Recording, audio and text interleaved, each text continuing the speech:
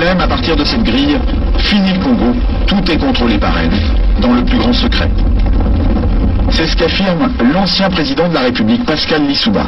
Selon lui, le Congo ne savait même pas combien de pétrole était extrait de son sous-sol. Nous ne savons rien de ce qui se passe et nous n'avons même pas la quantité du pétrole qui sortait de notre pays, nous ne la connaissions pas. Vous voulez dire que les autorités congolaises ne la connaissaient pas. Ne connaissaient pas la quantité de pétrole extraite de leur sol? Par quel moyen?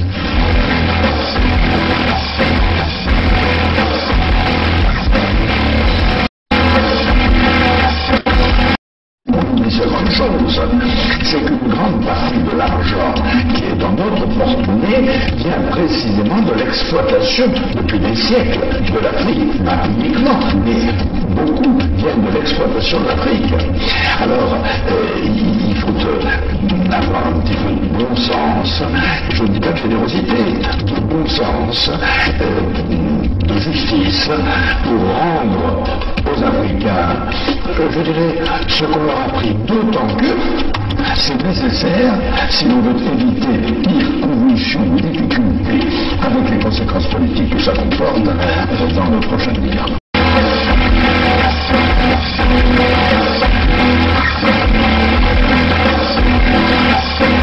Et un pétrolier de 100 000 tonnes, cela représente près de 100 millions de francs qui échappent aux caisses du pays. On appelle ça une cargaison fantôme. Interrogé sur la question, Loïc Lefeuc-Pléjean ne dément pas qu'il y en ait une. Il y a des cargaisons qui sont produites et qui n'ont jamais été officiellement. Voilà. C'est des choses qui sont arrivées, bien sûr, dans le passé.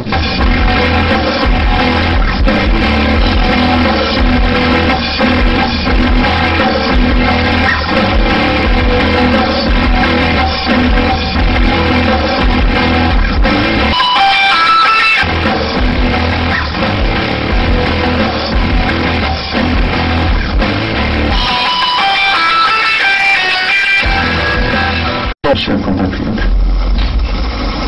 Je suis en difficulté. Je me bats contre la mort, mais cependant, je vous demande de vous lever pour le changement. Je ne serai pas battu pour rien. Battez-vous. Je ne serai pas battu pour rien. Levez-vous comme un seul homme. Faites-moi plaisir.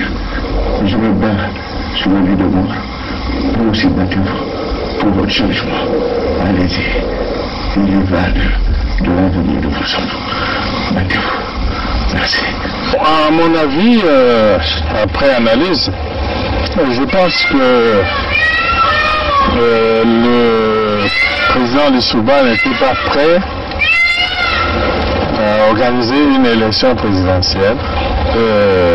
Je crois qu'il cherchait l'application d'un article de la Constitution qui disait que si pendant la campagne électorale l'un des candidats venait à mourir, le président de la République était autorisé à proroger son mandat et à renvoyer l'élection à plus tard. Je crois qu'il cherchait, à mon avis, cet incident-là pour que l'élection n'ait pas lieu. Parce que moi, je pense qu'il n'était pas sûr de la gagner. L'objectif, c'était Denis Sassou Nguesso. Neutraliser Denis Sassou Nguesso. Oui, neutraliser Denis Sassou Nguesso pour que l'élection n'ait pas lieu. C'est un secret qu'il y a ces éléments de l'armée angolaise qui sont dans le pays, qui nous ont apporté leur soutien dans la dernière phase. C'est un secret qu'il y a ces éléments de l'armée angolaise qui sont dans le pays, qui nous ont apporté leur soutien dans la dernière phase. C'est un secret qu'il y a ces éléments de l'armée angolaise qui sont dans le pays, qui nous ont apporté leur soutien dans la dernière phase. On ne pouvait pas s'allier avec les Souba pour que nos amis de Luanda se croisent les bras. Donc nous avons obtenu un appui matériel de Luanda qui nous a permis d'aller vers la fin de la guerre. Mais je dois dire que cet appui, nous l'avons obtenu début octobre 1997, mais la guerre avait commencé le 5 juin 1997. Et les armes venaient d'où alors? Comment elles étaient acheminées? Il y a les airs, il y a les mers, il y a les routes. Pour partir de Luanda au Congo, je crois qu'on n'a pas besoin d'un miracle, non? C'est un grand État qui a des avions, qui a des bateaux, comment puis-je vous dire? Par quel chemin seraient passées ces armes pour arriver? Ben, ils sont arrivés. Donc, nous avons obtenu un appui matériel de Luanda qui nous a permis d'aller vers la fin de la guerre. Et les armes venaient d'où alors? Comment elles étaient acheminées? Il y a les airs, il y a les mers, il y a les routes. Pour partir de Luanda au Congo, je crois qu'on n'a pas besoin d'un miracle, non? C'est un grand État qui a des avions, qui a des bateaux, comment puis-je vous dire? Par quel chemin seraient passées ces armes pour arriver? Ben, ils sont arrivés. Donc nous avons obtenu un appui matériel de Luanda qui nous a permis d'aller vers la fin de la guerre. Et les armes venaient d'où alors? Comment elles étaient acheminées? Il y a les airs, il y a les mers, il y a les routes. Pour partir de Luanda au Congo, je crois qu'on n'a pas besoin d'un miracle, non? C'est un grand État qui a des avions, qui a des bateaux, comment puis-je vous dire? Par quel chemin seraient passées ces armes pour arriver? Ben, ils sont arrivés.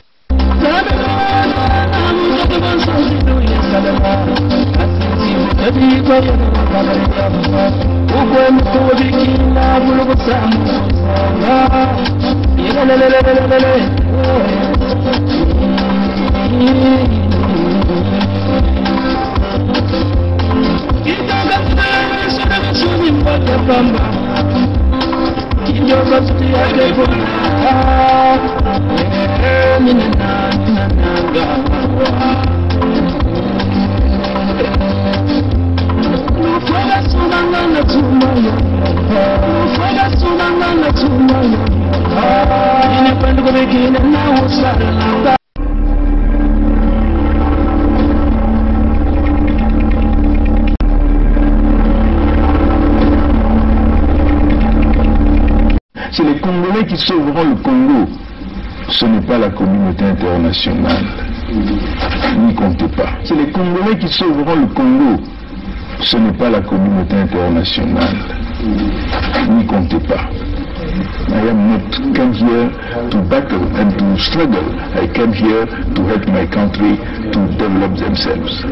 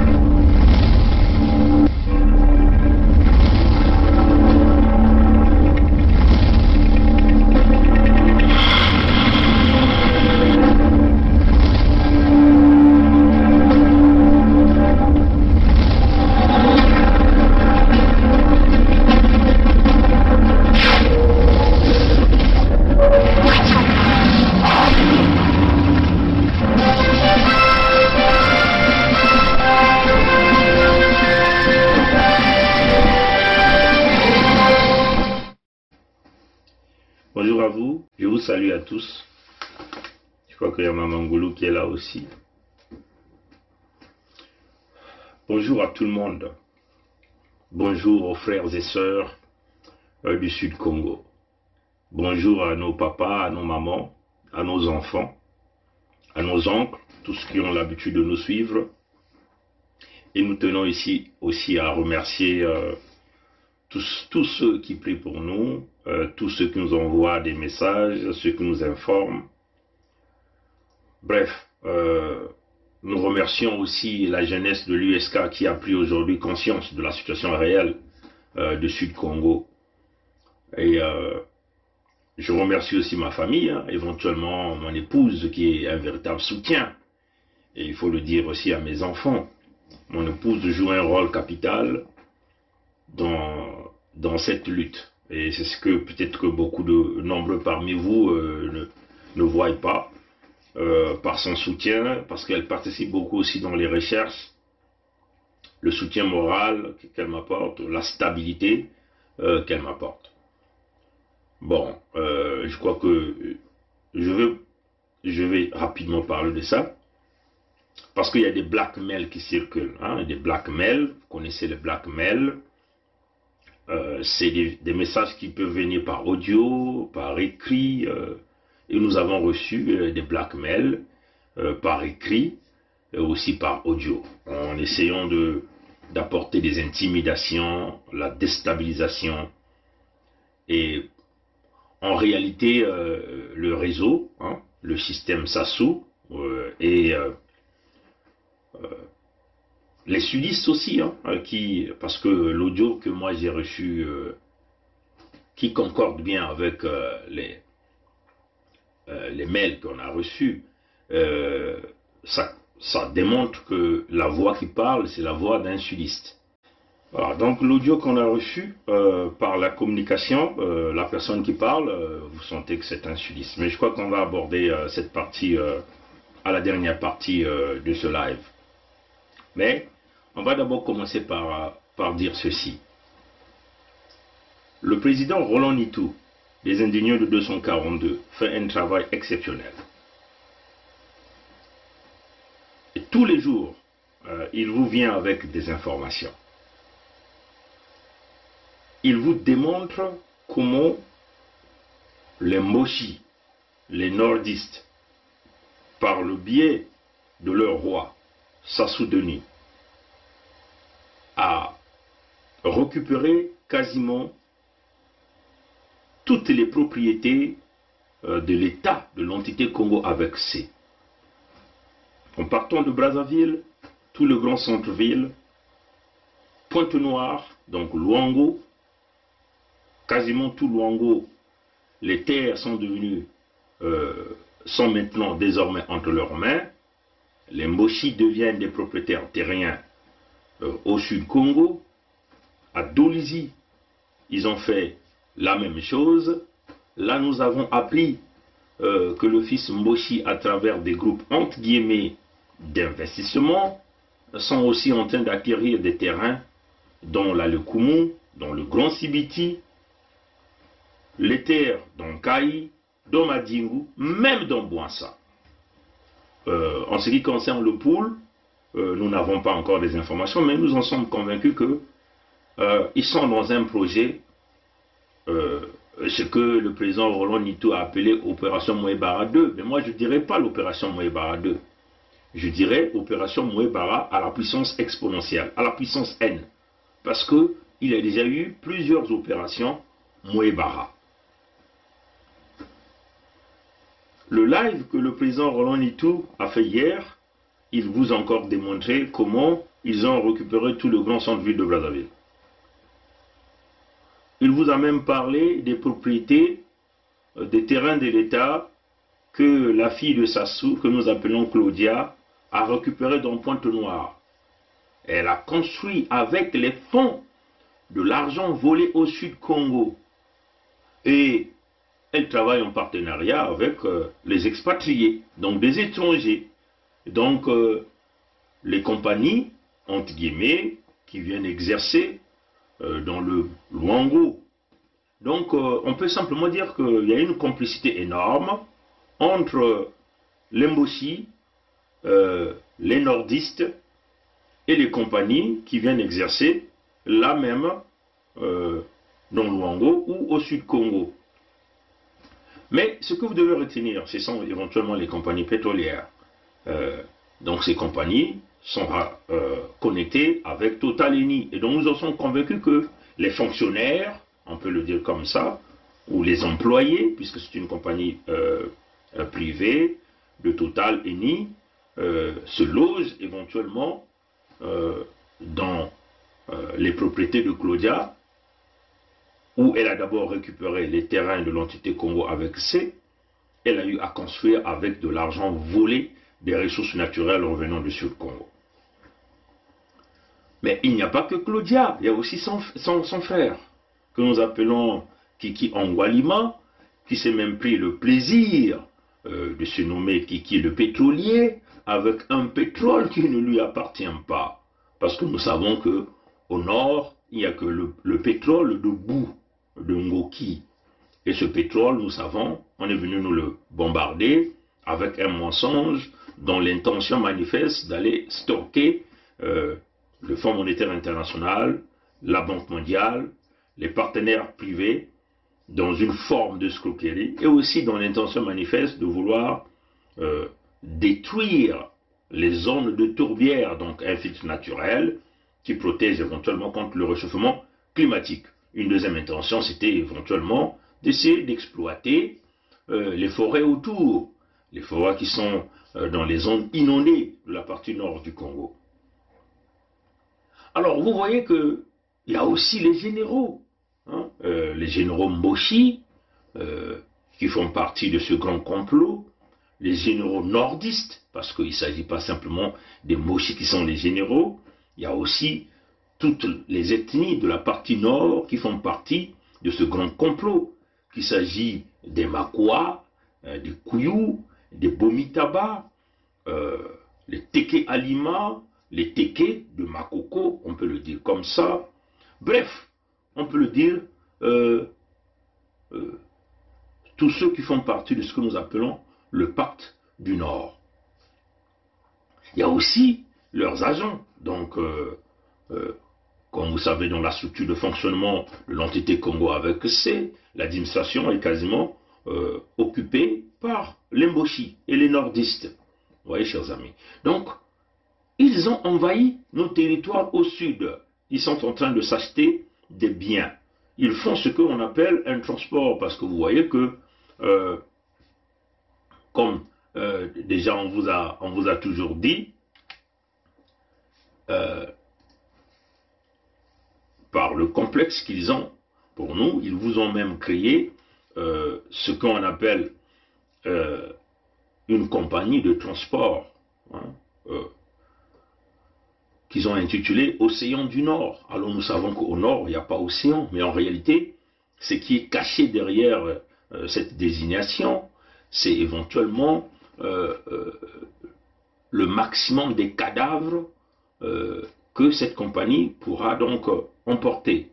C'est-à-dire que le nombre de décès que cette compagnie va créer, et le nombre de décès par déjà le mauvais entretien des véhicules, l'excès de vitesse, le manque de contrôle, ainsi de suite, sur une piste hein, qui n'est pas sécuritaire du point de vue régulation dans le domaine de transport public. Donc, en réalité, le maximum d'individus qu'on va entraîner à la mort par ce grand océan qu'eux ils ont intitulé Océan du Nord, parce qu'au Nord, il n'y a jamais eu l'océan. Bref, c'était une façon simplement de vous dire que la manière dont ces gens-là sont bien installés, confortablement, dans la magouille, la fraude, la corruption, le pillage, la colonisation intérieure, pouvez-vous s'imaginer que ces gens-là vont sortir de chez nous avec tous les avantages, toutes les ressources naturelles qu'ils sont en train de prendre, tranquillement, tranquille, comme on a l'habitude de le dire. Pouvez-vous s'imaginer que ces gens-là sont prêts à quitter chez nous par simplement des décisions de signature, des accords, ainsi de suite? Non, pas du tout. Donc s'il y a des amis beaucoup des compatriotes du Sud-Congo qui pensent que ces Mboshi qui sont venus chez nous, accueillis chez nous, nous les avons ouvert nos terres, nous les avons tout donné. Les femmes, les enfants, on n'a qu'à regarder comment ils sont en train de faire hein, avec nos jeunes filles. Hein. Nous les avons donné la richesse, ils sont venus chez nous, bridouille, bras ballon, comme déjà le président Roland Nitou des ingénieurs de 142 arrive à le dire. Amadou Nangandou, le Malien qui est venu avec les chaussures en sandales, hein, ce qu'on appelle chez nous la gomme, hein, Mouchunyabata. Hein. Voilà, donc pouvez-vous s'imaginer que tous ces des bonobos qui sont partis du Nord Congo, ceux qui sont arrivés par ce principe de Yakanoki Noki, pouvez-vous comprendre que ces gens-là sortiront de chez nous juste par un coup de signature, juste par une table ronde? Pouvez-vous comprendre que les gens qui sont habitués à mettre leurs bras sales, bourrés de matière fécale, dans la caisse ou sous les ressources, où l'argent rentre tous les jours facilement, pouvez-vous comprendre que ces gens-là vont simplement essayer de dire, bon, j'accepte de fermer ce trou-là pour que l'argent ne rentre pas?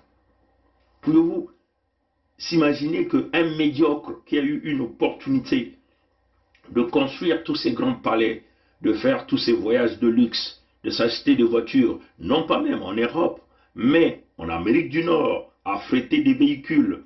Quand le véhicule est en panne, on met le véhicule dans un gros porteur, un cargo, et on ramène le véhicule en Amérique du Nord pour la réparation et le ramener dans l'entité Congo avec ses... Pouvez-vous comprendre qu'un type pareil va simplement accepter de laisser tous ces privilèges qu'il a acquis facilement par le biais de la fraude, par la corruption, par la magouille?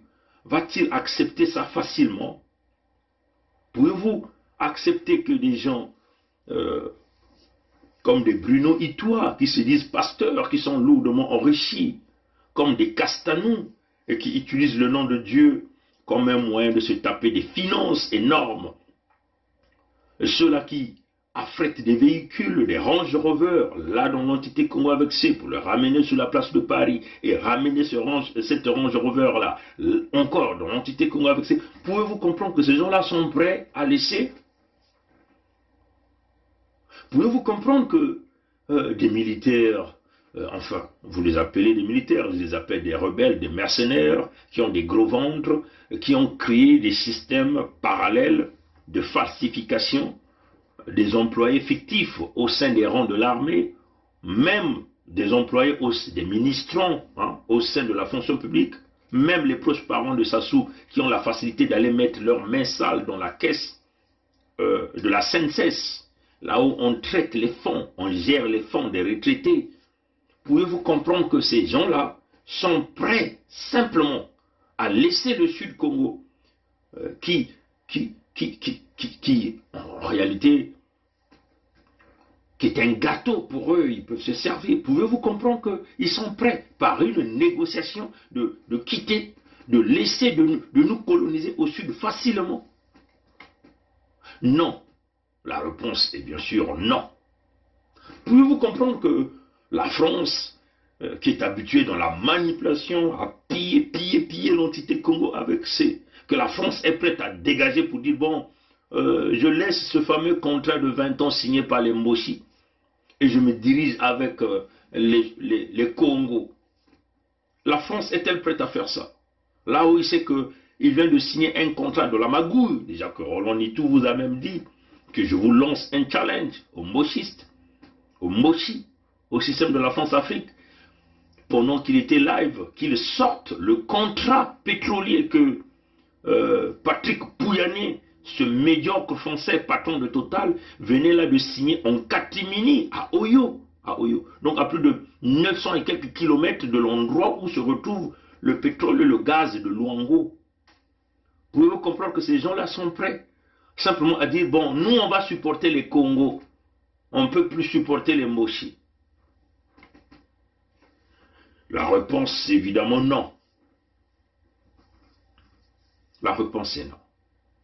Donc s'il y a encore des sudistes, des Congos, qui pensent qu'il faut s'asseoir et discuter, certains proposent, des médiocres comme Boukadia, nous proposent même une table ronde. Nous avons vu un colonel, Simon-Pierre Moussunda, nous dire que les Congolais doivent s'asseoir pour parler. Mais vous êtes beaucoup assis. Mais ce même colonel Moussunda nous a parlé déjà qu'il a participé à plusieurs négociations. Dans son live qu'il est venu faire avec Christian Perrin, il est venu le dire qu'il a été dans les équipes des négociations. Avec qui? Avec le même régime. Qu'est-ce que ces négociations-là ont donné? Nous sommes revenus au point zéro. Ce même colonel dit qu'il joue le rôle de De Gaulle, parce que De Gaulle n'est pas un homme violent. Donc il se compare à De Gaulle. Mais qui le dit De Gaulle n'est pas un homme violent? Il n'a pas vu ce que De Gaulle a fait en Guinée, quand la Guinée de Sékou Touré a refusé de rentrer dans la communauté. Il n'a pas vu les massacres au niveau du Cameroun. Il n'a pas vu le franc CFA, la colonisation que les Français ont imposée à travers la gestion de la monnaie franc CFA. Il n'a pas vu. Ça, c'est pas la violence. Quand on laisse plus de 14 États, enfin, sous préfecture, dans des conditions pareilles, c'est pas la violence.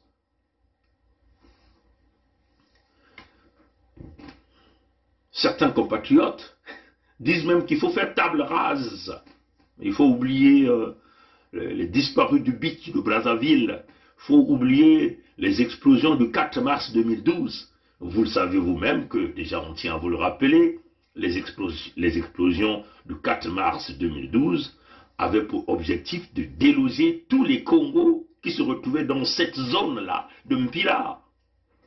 Parce que ce sont les propriétaires terriens, la majorité des propriétaires terriens dans toute cette zone-là, révolution, tout ça, Mpila, dragage, toute cette zone, c'était des Congos, pour vous qui ne connaissez pas. C'était des Congos, des propriétaires terriens. Donc il fallait déloger ces gens-là. Donc, ça n'a pas été créé pour tuer les Ngala, ou les Moshi, ou les Nordis, ou les Bomitawa, mais ça a été créé pour dynamiter les Congos qui étaient là. Ils ont réussi à le faire, à récupérer les terrains. Ils ont réussi à le faire. Certains nous disent qu'il faut faire table rase avec le génocide dans le Poul, les empoisonnements des eaux, le tronçonnage des arbres fruitiers. Il faut faire table rase dans le massacre des Congos au sud. Il faut faire table rase avec des gens qui détiennent 30 000 milliards de francs CFA de l'argent du Sud-Congo qui a été dilapidé, caché dans les bunkers personnels, dans les Panama Papers. Il faut faire table rase à ceux qui ont dit qu'ils avaient construit 15 hôpitaux. Quand on vérifie, aucun hôpital n'a été construit alors que des fonds ont été dégagés. Ils nous disent qu'il faut faire table rase avec des gens qui ont déposé des multimilliards.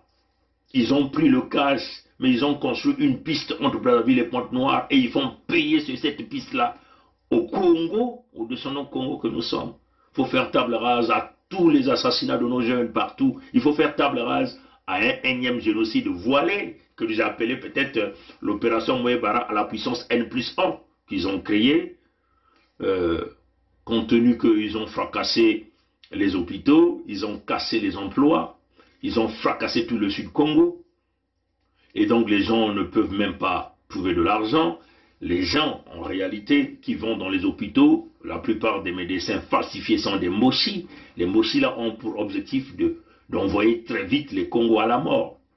Il faut faire table rase à ceux qui ont fracassé le chemin de fer Congo-Océan. Mais nous tenons à dire ici que le chemin de fer Congo-Océan a été fracassé sous l'ordre de la France, parce que ça, sous le même le dit, nous avons décidé de tout casser à un certain moment, comme déjà ils ont cassé le système éducatif. C'est cela, il faut faire table rase, parce qu'ils ne visent que leurs intérêts. Comprenez, mes très chers amis, mes très chers frères, je ne veux pas être très long, parce que après, je veux rentrer dans mes activités quotidiennes. Non. Nous nous préparons. Pourquoi nous disons tout ça? Parce que nous vous préparons à l'affrontement. Le peuple Congo au sud doit savoir qu'il faut se préparer à l'affrontement. Comprenez ça, chers amis? Ces gens-là ne sortiront pas de vos terres comme ça. Ces gens-là ne vous laisseront pas comme ça.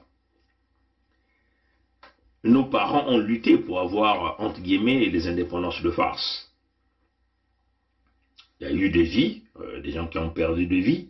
C'est comme ça. Chaque lutte de la libération, il y a toujours des gens qui tombent. Mais il faut le faire parce qu'il faut penser au futur. Nous sommes déjà cette génération sacrifiée. Allons-nous sacrifier encore nos enfants, nos petits-enfants? En tout cas, si vous êtes prêts à le faire, à sacrifier vos enfants, à sacrifier vos petits-enfants, moi, Pongui, je ne le ferai pas. Même moi seul, je vais tout faire. Même moi seul, même si on dit un seul doigt ne l'a pas la famille, mais en tout cas, je vais mourir pour la cause juste. Comprenez ça, chers amis. Soyons déterminés, mes chers amis. Nous vous préparons à l'affrontement. Et voilà pourquoi, tous les jours, nous venons, on emmène un discours, Parce que, du point de vue de justice et de droit, nous sommes du vrai côté. Comprenez? Parce qu'on peut tout démontrer face à un juge, qu'il soit international. On peut démontrer tout face à tout le monde. Qui viendra nous accuser? Si les gens viennent nous accuser, en ce moment-là, on dira que ces gens-là n'ont jamais lu le droit. Parce que nous, au Sud, nous sommes dans le contexte de légitime défense. Pourquoi la légitime défense? Premièrement, nous sommes les hommes de paix. On a reçu des gens qu'on a cru que c'était des frères et sœurs. On les a donné l'hospitalité, mais ils se sont tournés à notre ennemi. Premièrement, ils cherchent à vendre nos terres, et ils sont en train de le vendre devant nous. Ils ont pillé les ressources naturelles, et ils continuent de le piller devant nous. Ils sont en train de nous tuer, ils sont en train de le faire à la vitesse grand V. Le peu d'argent que nos terres ont généré, mais ils les ont tous récupérés. Parce que même la communauté internationale le sait, à travers les institutions comme le Fonds monétaire international, la Banque mondiale, même les groupes d'intérêt que nous appelons les clubs de Paris, les clubs de Londres, même les Chinois, aujourd'hui même les Russes, tout le monde sait que ce type a volé. Ceux-là même, cette communauté internationale qui a créé des organisations à but non lucratif, qu'il s'agit de Greenpeace. Greenpeace sait qu'on est en train de piller le poisson dans la mer. Greenpeace sait qu'on est en train de polluer les forêts. Greenpeace sait qu'on est en train de couper le bois à la vitesse grand V. Les villes sont polluées, les villages sont pollués. Le World Wide Animals Worldwide, un truc pareil, cette organisation internationale qui protège la vie des animaux, sait aussi que les animaux sont en péril dans l'entité Congo avec ce sont les institutions ou les organisations à but non lucratif que les Blancs ont créées. Ils savent ce qui se passe chez nous. Amnesty International encore sait qu'il y a des violations graves de droits de l'homme, on tue, on pille, on torture. Tout est répertorié, chers amis. Oxfam sait aussi qu'il y a une grande faim créée, générée par les Moshi, entre guillemets les gouvernements Moshi nordistes, sous la bénédiction de la France. Là, on te combat avec C. Comprenez ça, chers amis. Et avec les scandales financiers publiés encore par ces mêmes organisations. Donc, vous comprenez que qui peut venir dire que nous sommes dans le mauvais chemin? Vous comprenez ça, chers amis? Donc, voilà pourquoi nous vous préparons à l'affrontement. Il faut que vous soyez préparés à l'affrontement. Parce que ces gens-là ne sortiront jamais pacifiquement sur vos terres. Jamais du tout. Là où coule le lait et le miel, ils ont eu l'opportunité de pouvoir retirer ça tranquillement. En bondissant leurs armes. À la place de vous donner le bien vivre, ou même de partager le minimum qui vous appartient, parce que vous êtes les ayants droit, les propriétaires des terres, les propriétaires des ressources naturelles, les propriétaires des terres. Et donc, eux, ils sont là en train de vous déloger un à un, pour vous substituer par des étrangers, pour que ces étrangers-là constituent un électorat pour eux. Donc, une obéissance, une soumission. Est-ce que vous comprenez ça? Donc, nous tenons à vous dire, ceux qui veulent la paix, hein, doivent se préparer pour la guerre. Vous voyez, les Moshi ont fait la guerre. Ils sont venus par un coup d'État pour coloniser le Sud. Ils ne sont pas venus pour le vivre ensemble comme vous avez dans vos têtes. Voilà ça, chers amis. Je tiens ici à dire à un compatriote, parce qu'il faut que j'en parle. Un certain BKMB Bilal, l'homme des caricatures, bon d'ailleurs, moi je l'invite ici, qu'il commence à nous montrer son vrai visage. Parce qu'il ne s'est jamais montré, il ne s'est jamais pris le courage de lutter. Hein? Qu'il montre son vrai visage. Ça, ce sont des gens qui se cachent derrière les caricatures, mais qui continuent d'aller au Congo, dans l'entité Congo avec C. Bon, il faut encore rappeler, je tiens ici à rappeler à BKMB Bilal. Vous avez emmené Kolela Parfait Guy à la mort. Et c'est votre responsabilité, il faut l'accepter. Comprenez ça, chers amis? Souvenez-vous, toi et moi, on s'est déjà parlé, et je te l'ai dit d'une manière claire, que tous nous étions tombés d'accord de ne pas participer à cette élection. Mais vous avez tourné le dos au projet les 2 dernières semaines. C'était quoi votre intention? Je t'aimerais dire ça à BKMB Bilal. Ceux qui le savent, ceux qui le connaissent, transmettez-lui mon message. Qu'avez-vous fait? Vous êtes allé signer le deal avec Sadio Morel Conté. Toi, BKMB Bilal et Sadio Morel Conté, c'est vous qui avez été les piliers de convaincre le président Kolela Parfait Guy, hein, le président de Yuki, d'aller à l'élection. Et vous l'avez trompé que la diaspora était avec lui. C'était quoi votre plan alors? Ce que vous connaissez, vous avez eu le plan que le PCT devait faire, ce que Sassou devait faire, et donc vous avez été utilisé comme l'appât pour que Sassou, le système de la France-Afrique, arrive à ce que nous avons vu aujourd'hui, l'assassinat de Kolela Parfait Guy. Et ça, c'est des choses qu'on doit commencer à vous dire. Parce que j'ai l'habitude de constater, il y a un groupe WhatsApp qui circule, il vient toujours pointer le doigt à Pongui, Pongui, Pongui, Pongui. Comprenez ça, chers amis. Parce qu'il faut le dire que jusqu'à aujourd'hui, tout ce que nous avons dit, nous ne sommes pas encore rentrés dans le piège, jusqu'à maintenant. Mais par contre, vous avez joué au camp. Comprenez ça, chers amis. Et vous dites que vous êtes des sudistes. Mais vous ne voulez pas libérer le Sud.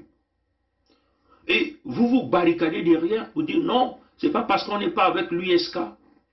Donc nous ne sommes pas des traîtres. Mais pour qui travaillez-vous? Sadio Morel Conté ne travaille pas pour les sudistes. Comprenez ça, chers amis. Donc, ici là, moi je ne porte pas des gants.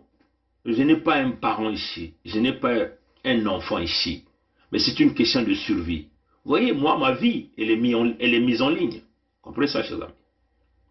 Quand je sors, je suis obligé de me barricader de tout. Mais toi, BKMB, tu te caches derrière les caricatures, personne ne connaît ton visage. Donc, tu ne peux pas te comparer à ce que nous sommes en train de faire. Vous aviez emmené le président Kolela Parfait Guy, le président de Yuki, à la mort. Et tu as joué un rôle capital. Et moi, je t'accuse par rapport à ça. Il faut avoir donc le courage de venir le dire que nous avons commis une erreur.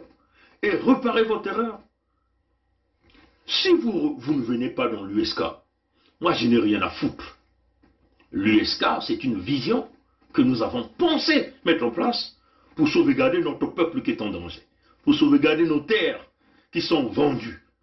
Est-ce que les terres du Sud sont vendues? Oui, c'est vendu. Est-ce qu'on tue les sudistes? Oui, on tue les sudistes. Est-ce qu'on pille les ressources naturelles? Oui, on pille les ressources naturelles. Est-ce qu'il y a une colonisation au sud du Congo? Oui, il y a une colonisation. Nous avons dit, il faut qu'on puisse mettre en place une action humanitaire pour protéger les terres, protéger les populations, protéger les ressources naturelles. Vous refusez.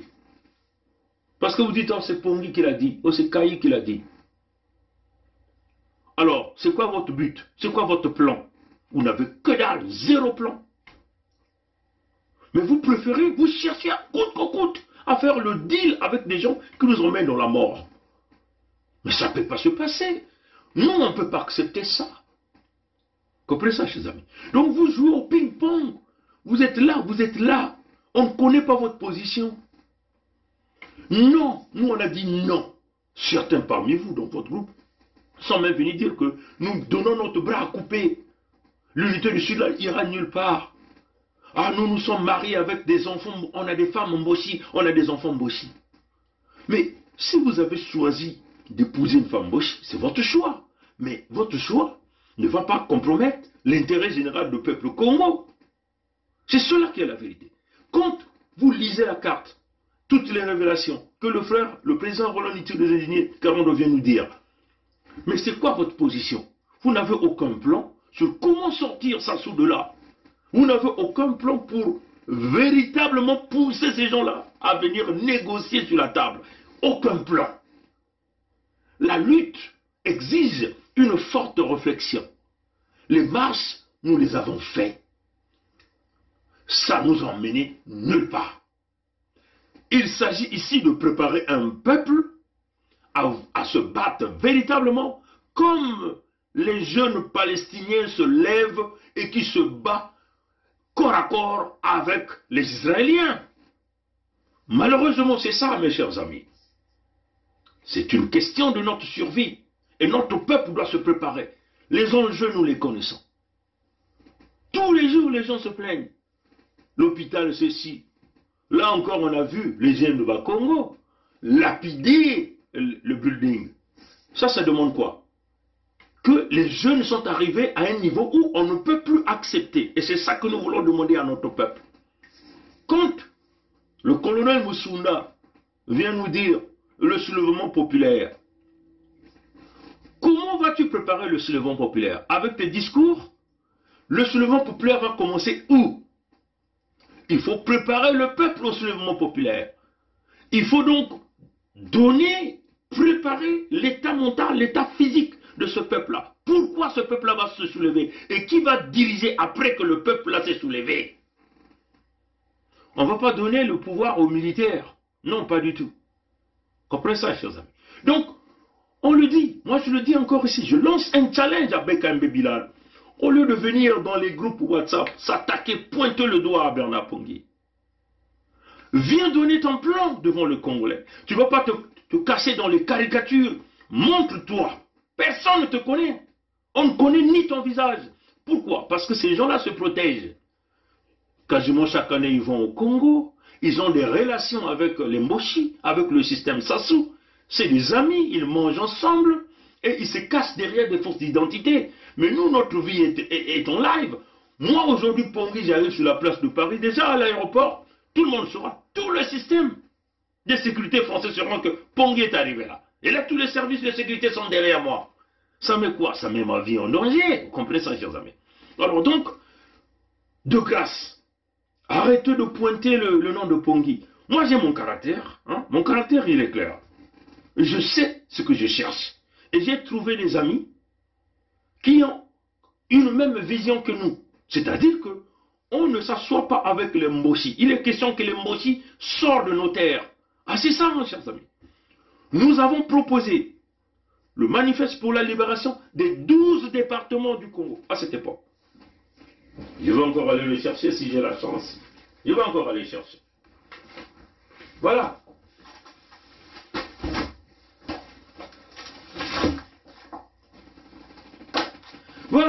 Voilà les documents que nous avons préparés. Il est en français et en anglais. Les deux documents sont là, en français et en anglais. Ça, c'était la proposition.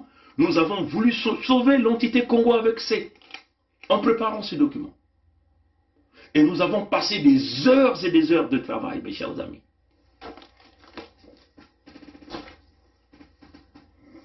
Quand nous avons proposé le manifeste, ce même Bekembe Bilal a boudé le manifeste. Et ils sont nombreux, même tous ces grands-là qui sortent aujourd'hui, qui veulent aller sauvegarder le Congo. Même le colonel Simon-Pierre Moussunda et tous les autres. Les Mboshi eux-mêmes, ceux qui sont dans ce pouvoir-là, ils ont dit non. Comprenez ça, chers amis? Pourquoi ils ont dit non? Parce que ça a été rédigé par Pongui, par Kaï, par Nitou. Bref, parce que ça a été par Birangui, parce que ça a été rédigé par les fils Congo. Mais il y avait aussi un Mboshi qui participait à ça, non? Tom Melvin n'était pas un Mboshi. Tom Melvin fait partie des signataires du manifeste pour la libération des 12 départements. Là encore, même quand il y avait un Mboshi, ils ont dit non, non, non, non, non, non. Bon, maintenant, on passe à d'autres choses. On ne peut pas laisser ces gens-là continuer à vous falsifier des élections, tuer les sudistes, et nous sommes là en train de se coup de poignet. Moi, je vous le dis encore aujourd'hui, je vous le dis, s'il faut tirer les coups de canon sur des sudistes qui vont empêcher que le peuple sudiste se rassemble, je tirerai les coups de canon sur ces sudistes-là. Si on me donnerait le choix de buter des individus au sud qui sont des traîtres pour la vie et l'intérêt des sudistes, je le ferai. Ça, il faut que ça rentre dans vos têtes. Comprenez ça, chers amis. Vous comprenez que même quand le peuple d'Israël, selon la Bible de chrétien, sortait, voulait sortir d'Égypte, il y avait toujours des traîtres. Il y avait toujours ceux qui manigançaient, qui disaient que Moïse et Aaron voulaient emmener tout le peuple à la perdition. Il y avait toujours ceux, il y a aussi ceux qui étaient restés, qui avaient préféré Pharaon. Et ceux-là, ce sont ceux-là qui sont en train de mener la distraction, vouloir détourner. Moi, je vois même dans les groupes WhatsApp, il y a même des filles qui parlent là. Moi, je ne prononce jamais le nom des individus là. Il y a toujours une dame qui apparaît là. Quand c'est Pongi qui vient taper un petit truc pour recadrer, elle sort avec des audios. Mais que cherchez-vous, merde? Que cherchez-vous? Vous voulez quoi?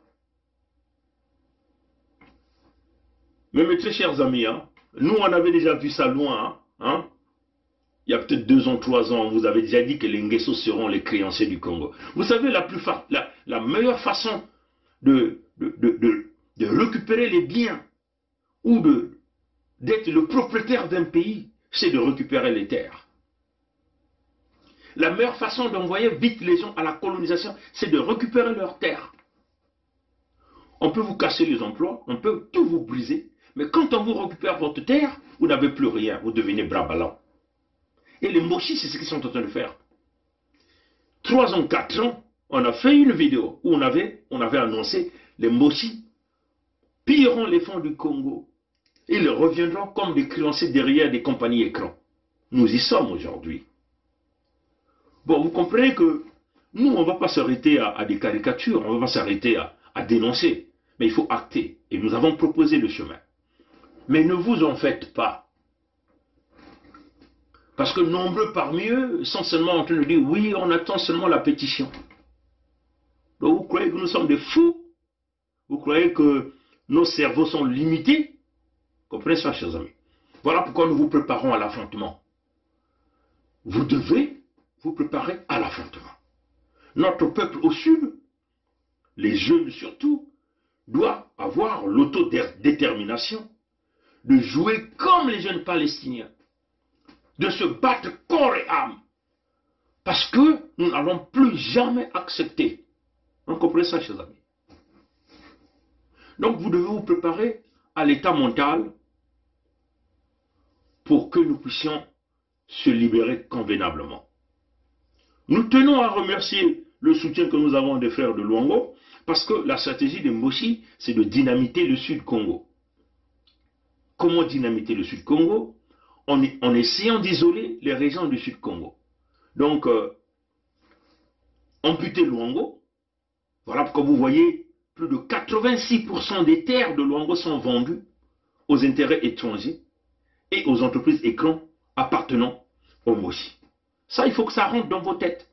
Faut que vous compreniez la problématique. 86% des terres de Luango sont vendues. Voilà pourquoi ils sont allés récupérer, ils ont annulé quasiment les permis aux propriétaires fonciers du niveau de Luango. Sur les 12 familles, ils ont tout récupéré. Nkondi, hein, ça vous dit ça? Nkondi, c'est une ville que Roger Roch, le Martiniquais, donc le Béké, c'est des esclavagistes hein, français. Donc les racistes français qu'on avait envoyés dans les Caraïbes là-bas pour coloniser. Les Békés là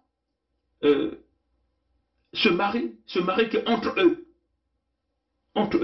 Jamais avec les Noirs. Il est là en train de construire tout un domaine, plus de 3000 maisons. Une maison coûte 500 millions, 700 millions de francs CFA. Qui parmi vous est capable d'aller acheter une maison comme ça? Personne. Qui vient d'en vivre là? On vous avait dit, l'objectif ici, c'est d'emmener au moins 10 000 ressortissants de l'Union européenne pour mettre Pointe-Noire-Luango sous le contrôle de l'Union européenne. Parce que plus il y a les populations de l'Union européenne là-dedans, mais plus cette ville va être sous le contrôle de l'Union européenne, non sous la protection. C'est comme ça que les Mossi veulent contrôler. En plus, ils emmènent les Afrikaners, donc des racistes sud-africains. Donc ils vont créer des phénomènes de ségrégation raciale au sud même de l'Antique Congo avec ces. Est-ce que vous comprenez ça? Donc ça, c'est des informations qu'on vous apporte. Mais nombreux parmi vous ne saisissent pas la problématique, croient encore à la négociation. Non, il ne peut pas y avoir, mes chers amis. Ces gens-là évoluent. Vous avez vu, ils sont venus vous vendre la baie de Luango. Et personne n'est parti au procès, hein, chers amis. Hein? Et quelque temps après, ils ont voulu aller dynamiter Sunda. Comprenez ça, chers amis. C'est une problématique réelle, chers amis. 86% des terres de Luango sont vendues aux étrangers. Nous ne savons pas encore le pourcentage des terres dans le Niadi, le pourcentage des terres dans la Bwenza, le pourcentage des terres dans la Lekumu, parce que, comme on l'a dit, ils sont maintenant en phase d'acquérir des terres même dans la Lekumu là-bas. Nous ne connaissons pas les pourcentages des terres dans le Poul ou dans Totomampanga. Comprenez ça, chers amis? Donc, la problématique doit être dans la tête de tout un chacun de nous descendants au Congo. En plus, ne commettons pas cette erreur-là, hein, d'aller en rang dispersé. Il faut que, dans cette affaire-là, ou à ce moment-là, il faut que nous soyons collés comme les grains de maïs, pour réussir à ce combat. Si nous jouons au jeu de ping-pong, à vouloir s'attaquer à ceux qui portent des grandes idées, mais vous jouez le jeu de qui? Parce qu'en ce moment-là, une forme de négociation est totalement impossible avec eux. On n'a qu'à voir comment ils sont venus voir le blanc sur la place de Paris. Ils sont encore là pour venir voir le blanc, pour venir prendre la bénédiction du blanc, pour aller à la vitesse grand V à leur projet. Comprenez ça, chers amis? Et vous êtes toujours en train de coup de poignet ceux qui se battent. Connaissez combien de heures nous on fait là pour travailler pour cette affaire du Congo? On a nos emplois, on a nos familles, et on passe des nuits ici. Hein? Hier, on est resté quasiment jusqu'à 2 h du matin, hein, de l'heure de Canada, avec les autres frères qui sont partout à travers le monde entier. Comprenez ça, chers amis? Donc, ressaisissons-nous, mes frères et sœurs, et nos papas, nos mamans. Hein? Il y a des idées, il y a des pistes, mais vous devez aussi continuer à faire ce même travail-là, de préparer notre peuple au clash. Parce que les Mossi ne sortiront jamais par un coup de signature, en s'asseyant sur une table. Jamais du tout. Les Mossi sortiront de là quand ils vont voir que notre peuple est debout. Quand ils vont comprendre que, oui, eux, ils commencent à tomber un à un chez nous au Sud-Congo. C'est là où ils vont commencer à prendre réellement conscience. On ne peut pas tergiverser. On ne peut pas continuer à avoir le cœur de compassion envers les criminels. Comprenez ça, chers amis? Il y a deux choses. Ou vous allez au clash, ou vous allez à la soumission éternelle. Hein, c'est ce que nous voulons dire. Et la soumission éternelle, c'est la mort. Comprenez ça, chers amis? Donc vous sacrifiez toute votre génération. Et moi, je ne suis pas prêt à faire ça. Et moi, je ne le ferai jamais, la soumission éternelle. Je préfère mourir comme un héros que de mourir comme un mouton. Comprenez ça, chers amis? Donc ça, c'était sur ce point.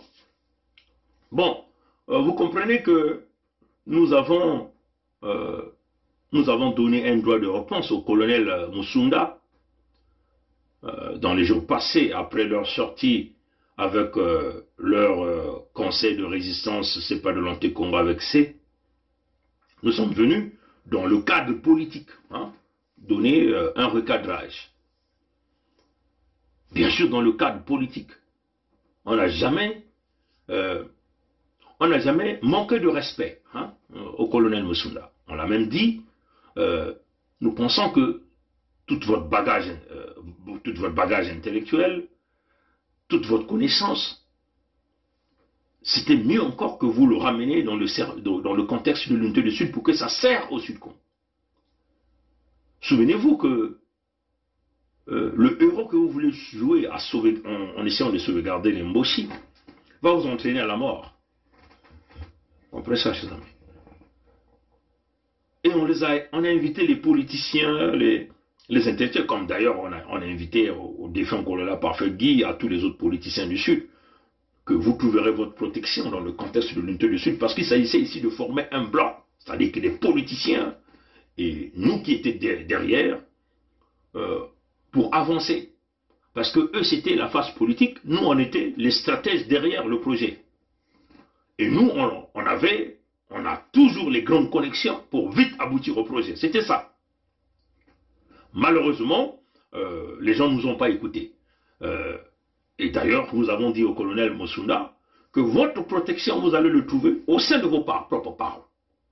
Si vous venez pour protéger vos parents vont vous protéger. Vous avez suivi Michel Ngakala, nous avons donc passé cette vidéo-là il y a quelques jours, qui fait déjà le tour. Et pour faire que nous puissions réhabiliter la génération qui vient après nous, pour qu'elle ne soit pas identifiée à nos comportements, à notre manière de faire, qui n'est pas bonne. Il faut maintenant corriger fondamentalement. Et si on veut corriger, à ce moment-là, on le fait sans état d'âme. Parce que, il nous a trop protégés. Il nous a trop protégés. Quand je dis nous, je suis parmi ceux qui l'ont protégé depuis le 15 octobre jusqu'à maintenant. Il nous a fait confiance. Il a pensé que nous étions à ses côtés pendant un mois difficile. Et c'est grâce à nous aussi qu'il a été protégé pendant un mois difficile. Que je crois encore au candidat Sassou Nguesso. Ce qu'il veut faire là, c'est pour nous protéger tous. S'il n'est pas protégé, personne ne peut nous protéger. Michel Ngakala dit quoi? Eux, ils ont protégé Sassou et Sassou les a protégés. Il faut suivre les propos. Il faut suivre leurs paroles. Donc Sassou les a protégés dans tous leurs crimes. Et eux aussi, ils continuent de protéger Sassou dans tous ses crimes. Donc, vous qui voulez aller, et quand Michel Ngakala le dit, il fait allusion à quoi? Au parc du Nord. Au parc du Nord. Ce même parc du Nord que les gens comme les Kunzu a voulu rejeter quand Sassou avait mis sur la table les opérations Mouébara. Ça, c'est pour votre information. Les Kunzu avaient boudé le projet Mouébara quand Sassou l'a mis. Et qu'est-ce que Sassou a fait? Sassou l'a nommé ministre de la Défense. Mais pourquoi Sassou l'a nommé ministre de la Défense? Au fin de le Kunzu lui-même, il n'était pas content. Il n'était pas content que Sassou le nomme ministre de la Défense. Mais Sassou l'a nommé ministre de la Défense pour le salir. Parce que tous les crimes viennent donc entre les mains de l'Ikunzu. Vous comprenez ça, chers amis? Et quand l'Ikunzu n'avait pas de choix en ce moment-là, faisant partie du parc du Nord, il était obligé d'accepter. Mais Sassou avait un plan. Quand déjà vous contestez Sassou, mais qu'est-ce qu'il fait? Il vous salit et il vous empoisonne. Et ce qui est arrivé à l'Ikunzu. Sassou l'a fait aussi avec Nzé. Nzé avait posé quelques résistances au début. Mais qu'est-ce que Sassou a fait? Sassou l'a nommé ministre de la Justice. Comprenez ça, chers amis? Et Nzé a dit, Nzé Pierre, il a même dit, mais on me nomme à la justice, c'est pour juger qui? La famille coupable est connue. La famille coupable, c'est qui? C'est Sassou. Les brigands, les bandits, les tueurs sont connus. Nzé faisait allusion à qui? À Sassou. Donc, en réalité, faisant partie du parc du Nord, ils étaient obligés de s'accrocher. Ils n'avaient pas de choix. Ils ne pouvaient pas contester. Parce qu'ils ont signé le pacte du Nord. Bien sûr, le pacte du Nord avait été monté, étudié par Noumazalaï, Ambroise Noumazalaï. Quand il disait, avec un Nord moins peuplé, comment un Nord pouvait accéder au pouvoir. Donc, vous comprenez? Donc, Michel Ngakala, Michel le dit. Ils ont protégé Sassou et Sassou les a protégés. Et pour faire que nous puissions réhabiliter la génération qui vient après nous, pour qu'elle ne soit pas identifiée à nos comportements, à notre manière de faire, qui n'est pas bonne. Il faut maintenant corriger fondamentalement. Et si on veut corriger, à ce moment-là, on le fait sans état d'âme. Parce que, il nous a trop protégés. Il nous a trop protégés. Quand je dis nous, je suis parmi ceux qui l'ont protégé depuis le 15 octobre jusqu'à maintenant. Il nous a fait confiance. Il a pensé que nous étions à ses côtés pendant un mois difficile. Et c'est grâce à nous aussi qu'il a été protégé pendant un mois difficile.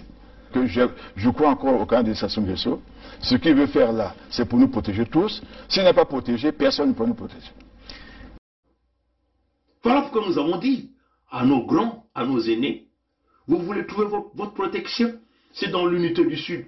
L'unité du Sud, ce sont vos parents, ce sont vos mamans, ce sont vos papas, ce sont vos enfants, ce sont vos cadets, ce sont vos cadettes. C'est eux qui seront derrière vous. Vous qui voulez diriger les régions dans le contexte du fédéralisme démocratique, vous trouverez votre protection et vous allez travailler pour vos peuples. On l'a dit au colonel Moussounda. Bon, les gens de Moussounda sont sortis. Ils ont d'abord commencé à envoyer des mails, des blackmails. Je vais seulement faire jouer une petite section. Et puisque c'était un truc de 15 minutes, on ne va pas jouer 15 minutes ici. Et donc je vais vous dérouler un peu le fond de ce qui s'est passé. Et je mettrai l'audio en forme vidéo sur YouTube, hein, pour que tout le monde l'écoute. Parce que nous ici on cache rien. Hein, et puis ça va vous permettre d'identifier l'individu qui a parlé dans l'audio par la voix, si les gens le connaissent. Parce que c'est ça aussi, hein, il faut...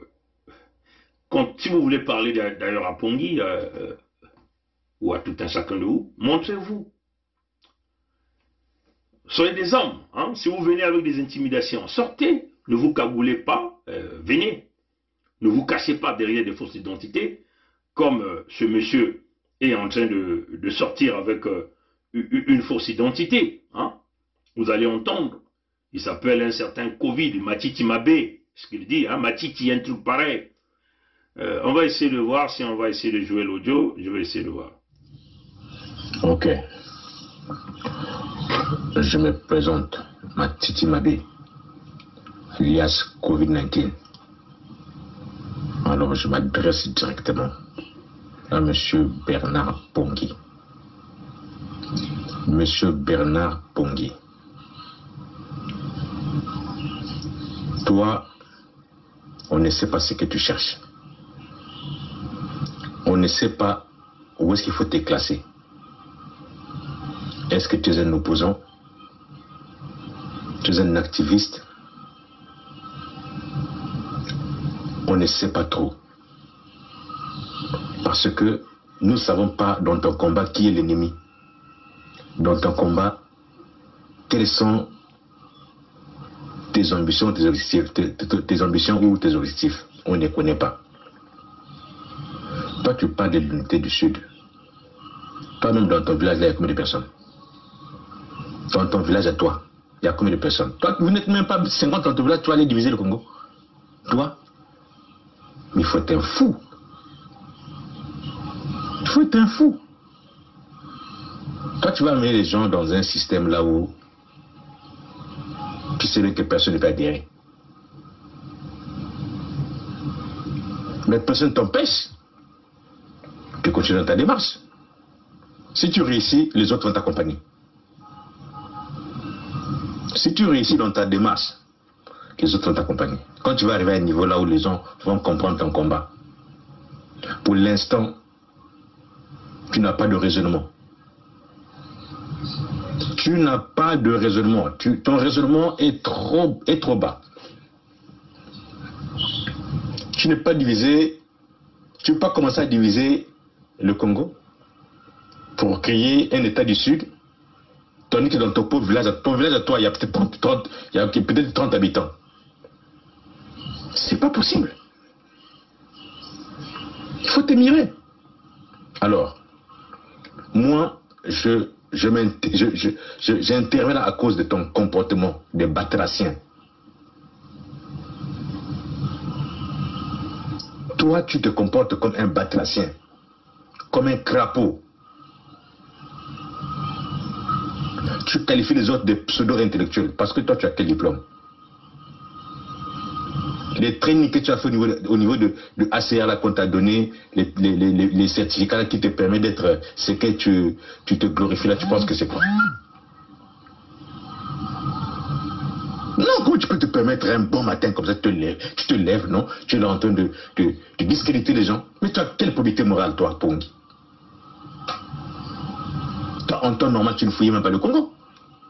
En temps normal, tu ne fouillais même pas le Congo. Tu sais pourquoi tu as fouillé le Congo? Il y a des choses que nous ne voulons même pas te révéler. Parce que tu es un frère. Il y a des moments où tu es dans le bon sens du commun, des moments où tu, franchement, quand tu filmes le champ, peut-être, on se pose bien des questions. Comment tu arrives à des niveaux où tu sors de ton combat, tu commences à... C'est du... Tu es paranoïaque ou quoi? Hein? Tu es dans ton combat, c'est dans ton combat. Nous sommes en train de vous observer tous. Ceux qui sont dans le combat, tous. La diaspora, ceux de Paris, tout, on observe tous ceux qui sont aux États-Unis. Mais tu es un vrai trouble fait. Je vais te dire quelque chose. Voilà ce que je vais te dire. Je vais être clair avec toi. Il faut éviter de chercher le problème là où il n'y en a pas. Parce que quand tu vas commencer à te dire, on ne va pas te toucher, personne ne doit te toucher. Tu es un frère. Mais c'est la vérité seulement qui va te toucher. Hein? C'est la vérité qui va te toucher. Toi, c'est la vérité. Donc, si tu as bien la vérité qui va te permettre d'être plus élevé dans ton combat, tu vas en avoir. Mais au préalable, il faut qu'on te dise. Ton ennemi, c'est celui qui... Ton ami là, ton meilleur ami. Ton meilleur ami là, ton ami là. Ton ami qui porte les lunettes là, celui qui couche avec ta femme là. Ça, c'est ton premier ennemi. C'est pas les gens que tu es là en train de citer. Ton ami là, celui qui porte les lunettes. Ressortissant, tu sais ton ami là, tu le sais, c'est lui qui couche avec ta femme. C'est lui ton ennemi. C'est pas les gens que tu es en train de déranger. Tu es une peste. Tu deviens comme un virus dans un milieu des gens qui sont en exil. Tu es un virus. Tu ne connais même pas qui attaquer. Tu ne connais pas qui est ton ennemi. Mais ton ennemi, c'est celui qui couche avec ta femme. Toi, tu ne connais pas. Tu veux qu'on te dise? Mais tu le sais. Alors, commence à l'attaquer. Tu d'être là en train de déranger les gens, chacun son combat. Mais quand tu te combats le jour où il y aura caution vert, le caution vert, tout le monde va aller ensemble. Mais toi, tu es là en train de chercher le problème.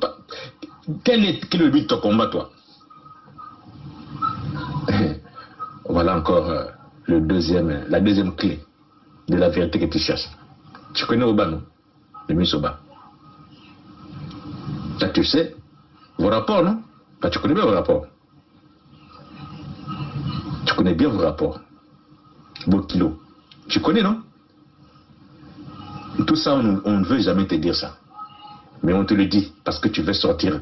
Tu te tapes trop ta grosse tête là. Tu es quand même, ta grosse tête comme un tortue ninja, tu te tapes trop. C'est-à-dire que tu te passes pour le plus gros intellectuel. Mais toi, tu es zéro, Pongi. Pongi, tu es zéro. Tu n'arrives même pas à parler, puis tu es là en train de déranger les gens. Hein? C'est quoi c'est? Alors, si vraiment tu es vraiment un vrai résistant, alors, dis-nous, qu'est-ce que tu as fait en combien de temps? Tu es là en train de... Tout le monde ne sait pas ce que tu cherches. Ton combat, c'est quoi? C'est quoi ton combat? Hein, Bernard? C'est quoi? Alors, il faut arrêter. Tu es là en train d'injurer les gens, les pseudo-intellectuels. Toi, tu es intellectuel? Toi, tu es intellectuel, toi? Toi, tu es intellectuel? Alors, quelle est la preuve de ton talent intellectuel? Tu as quelle éthique, toi? Tu n'as pas de propriété morale. Tu as quelle éthique pour te passer, qualifier les gens des pseudo-intellectuels? Mais toi, tu es... Prouve-nous que tu es intellectuel. Qu'est-ce que tu as déjà fait? Tu as innové quoi, toi? Hein? Dis-nous. C'est pas possible. Si toi tu es intelligent, pourquoi tu n'es pas resté à Brazzaville? Chez le beau kilo. Pourquoi tu n'es pas resté à Brazzaville? Bon, moi je ne suis pas dans ce combat-là. Quand tu te mets là en train de taquiner les gens qui ne sont même pas dans ton esprit, qu'est-ce que tu veux? Tu as oublié, mais attaque ton banda. Il y a trop qui zoba, il y a qui zoba pongi.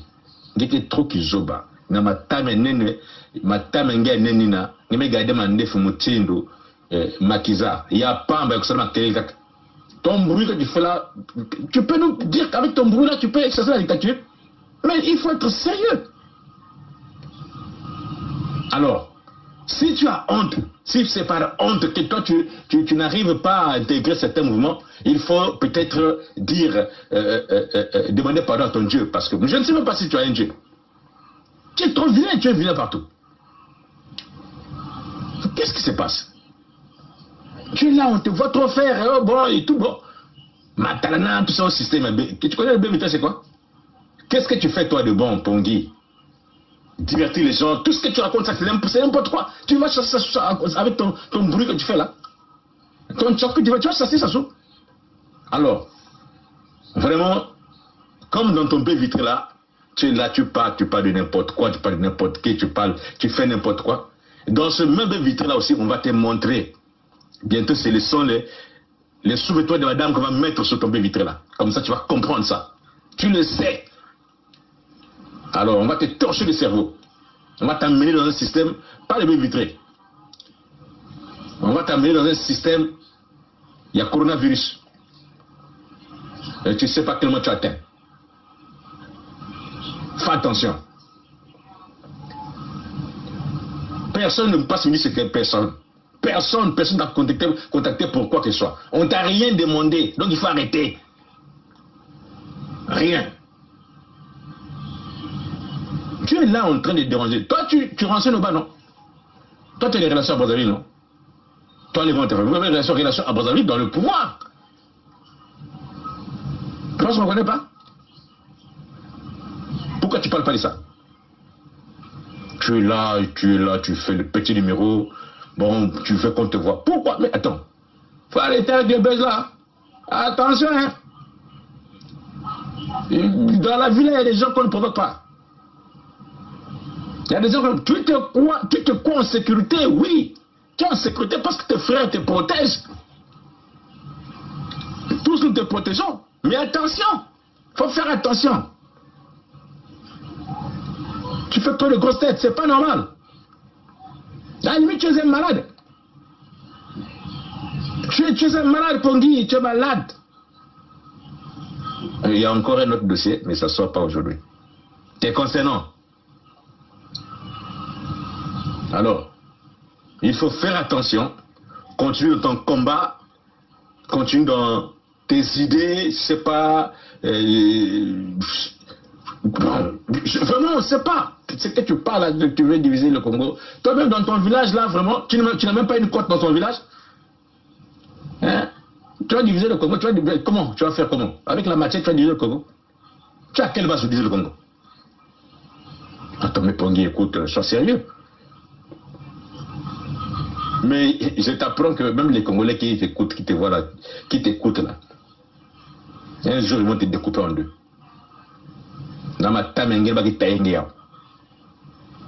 Avec ta tête là, on va t'arranger ça. Hein? Il faut faire attention, il faut arrêter. Il faut arrêter de trop parler parce que tu parles trop, tu fais trop de grosses têtes. Je ne sais pas, tu comptes sur quoi? Toi, Pongi, tu comptes sur quoi? Tu comptes sur... Dis-nous, ton combat là, tu comptes sur quoi? Tu as quelle base? Quand tu écoutes ça, ça fait combien de temps que tu parles là? Tu fais le tchakou. Ça fait combien de temps que tu parles? Tu as changé quoi? Tu divertis le peuple qui a peut-être l'espoir de quelque chose. Non, toi tu es là en train de les désorienter vers le combat. Mais attends, tu travailles pour qui? Finalement, tu travailles pour le pouvoir de Brazzaville. Parce que le peuple qui attend des libérateurs. Et tu es là en train de désorienter le peuple. Avec des informations, il y a le Vounou, avec des informations Il y a un discours pour instiger le peuple. Avec des informations. Mais toi, tu es un bandit. Toi, tu es malhonnête. Toi, tu es trop malhonnête. Il y a des dossiers qu'on ne peut pas soulever parce que tu es un frère. Il faut arrêter. Alors, Pongi, si tu es un homme, riposte. On va te dire ce que tu on va te donner les photos, on va te donner, mettre les preuves, on va te montrer que les gens travaillent. On est prêt à démontrer, on va te montrer que les gens travaillent. Voilà. On va te montrer que les gens travaillent. On va t'envoyer les photos, on va envoyer ça dans les groupes. Comme ça, on va t'acclamer. On va bien t'acclamer. Tu es là, tu es là en train de déranger le combat des gens. C'est quoi?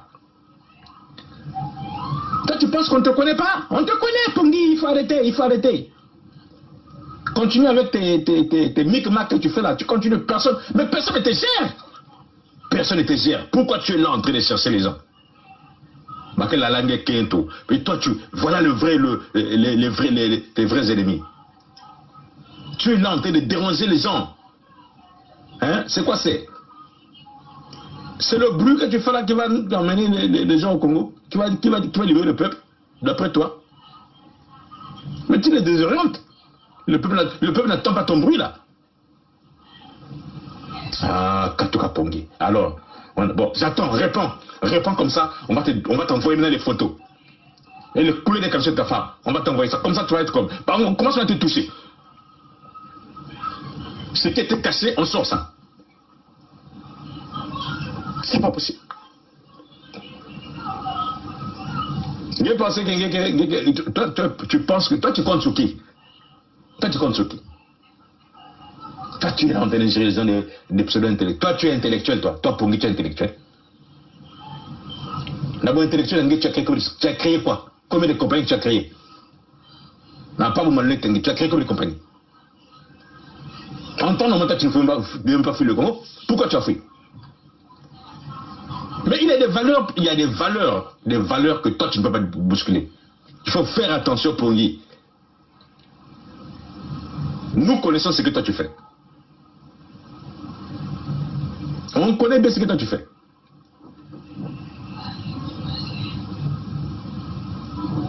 Continue. Qui cherche, trouve.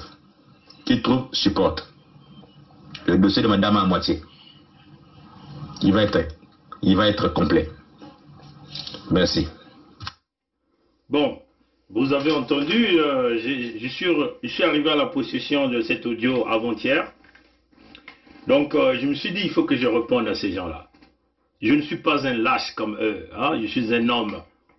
Quand on dit on est un homme, on est un homme. Je retiens trois choses. Bon, il est rentré dans la vie familiale de Pongi. En nous parlant, bon, il y a quelqu'un qui couche avec ton épouse. En tout cas, moi je dis à ce monsieur, hein, je te lance un challenge. Ça c'est le premier point. Sors-moi les photos de mon épouse, si déjà tu la connais. Sors ses slips, comme tu venais de le dire, hein, avec mon épouse habillée en caleçon. Je te lance un challenge. Publie tout dans tous les groupes. Parce que si vous savez que vous, si vous n'êtes pas des courageux, hein, peut-être que vous ne connaissez pas à qui vous êtes en train de dire, comment dire. Vous ne savez pas à qui vous avez affaire. Moi, je ne suis pas un lâche. Je suis un courageux. Et je suis responsable dans toutes mes décisions. Pour terminer le mensonge, hein, parce que cette affaire-là, je crois que à un certain moment, Norba de Paris est venu parler quasiment des mêmes choses. J'ai lancé le challenge. Norba de Paris n'a jamais sorti aucune photo. Donc, comprenez que mon épouse est partie une fois en France avec toute la famille, les enfants, auprès de sa sœur jumelle. Bon, il s'est mis à bricoler des choses. Bon, écoutez, si vous avez des preuves, sortez-les comme nous on sort les choses, puisque nous sommes dans le système B-vitré. Moi, je suis un homme des challenges. Comprenez? Donc, je dis à ce monsieur, publie tout ce que tu as. Et montre ça au monde entier. Comme ça, nous allons voir si tu es un homme courageux, si tu as des sources, ou si tu as toutes les informations. Hein? Parce que c'est ce qu'on appelle les blackmail. Hein? Passer par des procédures d'intimidation pour essayer de te torpiller le cerveau, pour essayer de déstabiliser ta famille. Donc, il n'y a que des faibles qui peuvent rentrer dans ce piège-là. Ça, c'est le premier point. En tout cas, moi, je dis à ce monsieur, comme tu as dit, le dossier de mon épouse est à moitié, je te demande de sortir tout le dossier. Et sors-nous les preuves, comme nous avons l'habitude de sortir les éléments, sors-nous les éléments. Voilà, donc c'est ce qu'on te dit. Ce premier challenge, comme tu as dit, réponds, je te réponds, et je t'autorise de mettre sur la place publique toutes les preuves que tu as sur ma vie familiale ou la vie de mon épouse. Sors mon épouse en caleçon, sors avec le fameux homme qui sort avec lui, et ainsi de suite. Sors ça, pour vous dire que moi, je ne suis pas Sassou. Moi, je ne suis pas vos grands qui se disent des colonels, mais qui sont des faiblards, qui se soumettent aux gens, à un individu très mal formé. Moralement, je suis très bien formé. Du point de vue éducation, on va en parler, puisqu'on va te dire, puisque vous ne connaissez pas qui est Pongui, on va vous le dire. Ça, c'est sur le dossier. Je l'autorise de sortir toutes les photos qu'il a sur mon épouse, de sortir toutes les preuves qu'il a sur mon épouse. Comme ça, notre peuple sera informé. Comme ça, le monde entier sera informé. Deuxièmement, il a parlé de Oba. Je suis le beau-père, le beau-fils de Oba, Pierre Oba.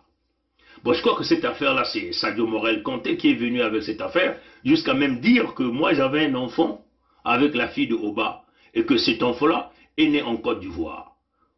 Ils disent que moi, j'étais en Côte d'Ivoire. Bon, je tiens à vous informer que je n'ai jamais été en Côte d'Ivoire.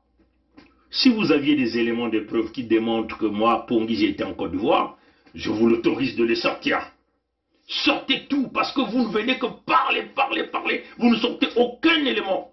Donc, connaissant le système Sassou, tel que ce système est structuré, si moi j'avais des relations, il ne devait même pas sortir une photo de moi avec mon bébé. Hein, le bébé, c'est-à-dire que avec la femme dont on veut vouloir me donner la fille de Oba. Je demande à ce monsieur de sortir aussi ces dossiers, de sortir les éléments de preuve. L'acte de naissance, puisqu'ils ont dit que la fille était née en Côte d'Ivoire, sortez l'acte de naissance, sortez moi en tant que père, parce que moi je suis un responsable. Hein. Je suis marié, j'ai 3 enfants. Et avec mon épouse, c'est quasiment, on va aujourd'hui à plus de une vie commune, hein, peut-être 25 ans, 26 ans, 27 ans. Hein, comprenez ça, chers amis. On a 3 enfants, j'ai des grands-enfants, et donc je suis responsable. Je m'occupe de mes enfants. Moi, je me trouve mal que si j'ai fait un enfant, et que cet enfant-là, que je ne le prenne pas en charge.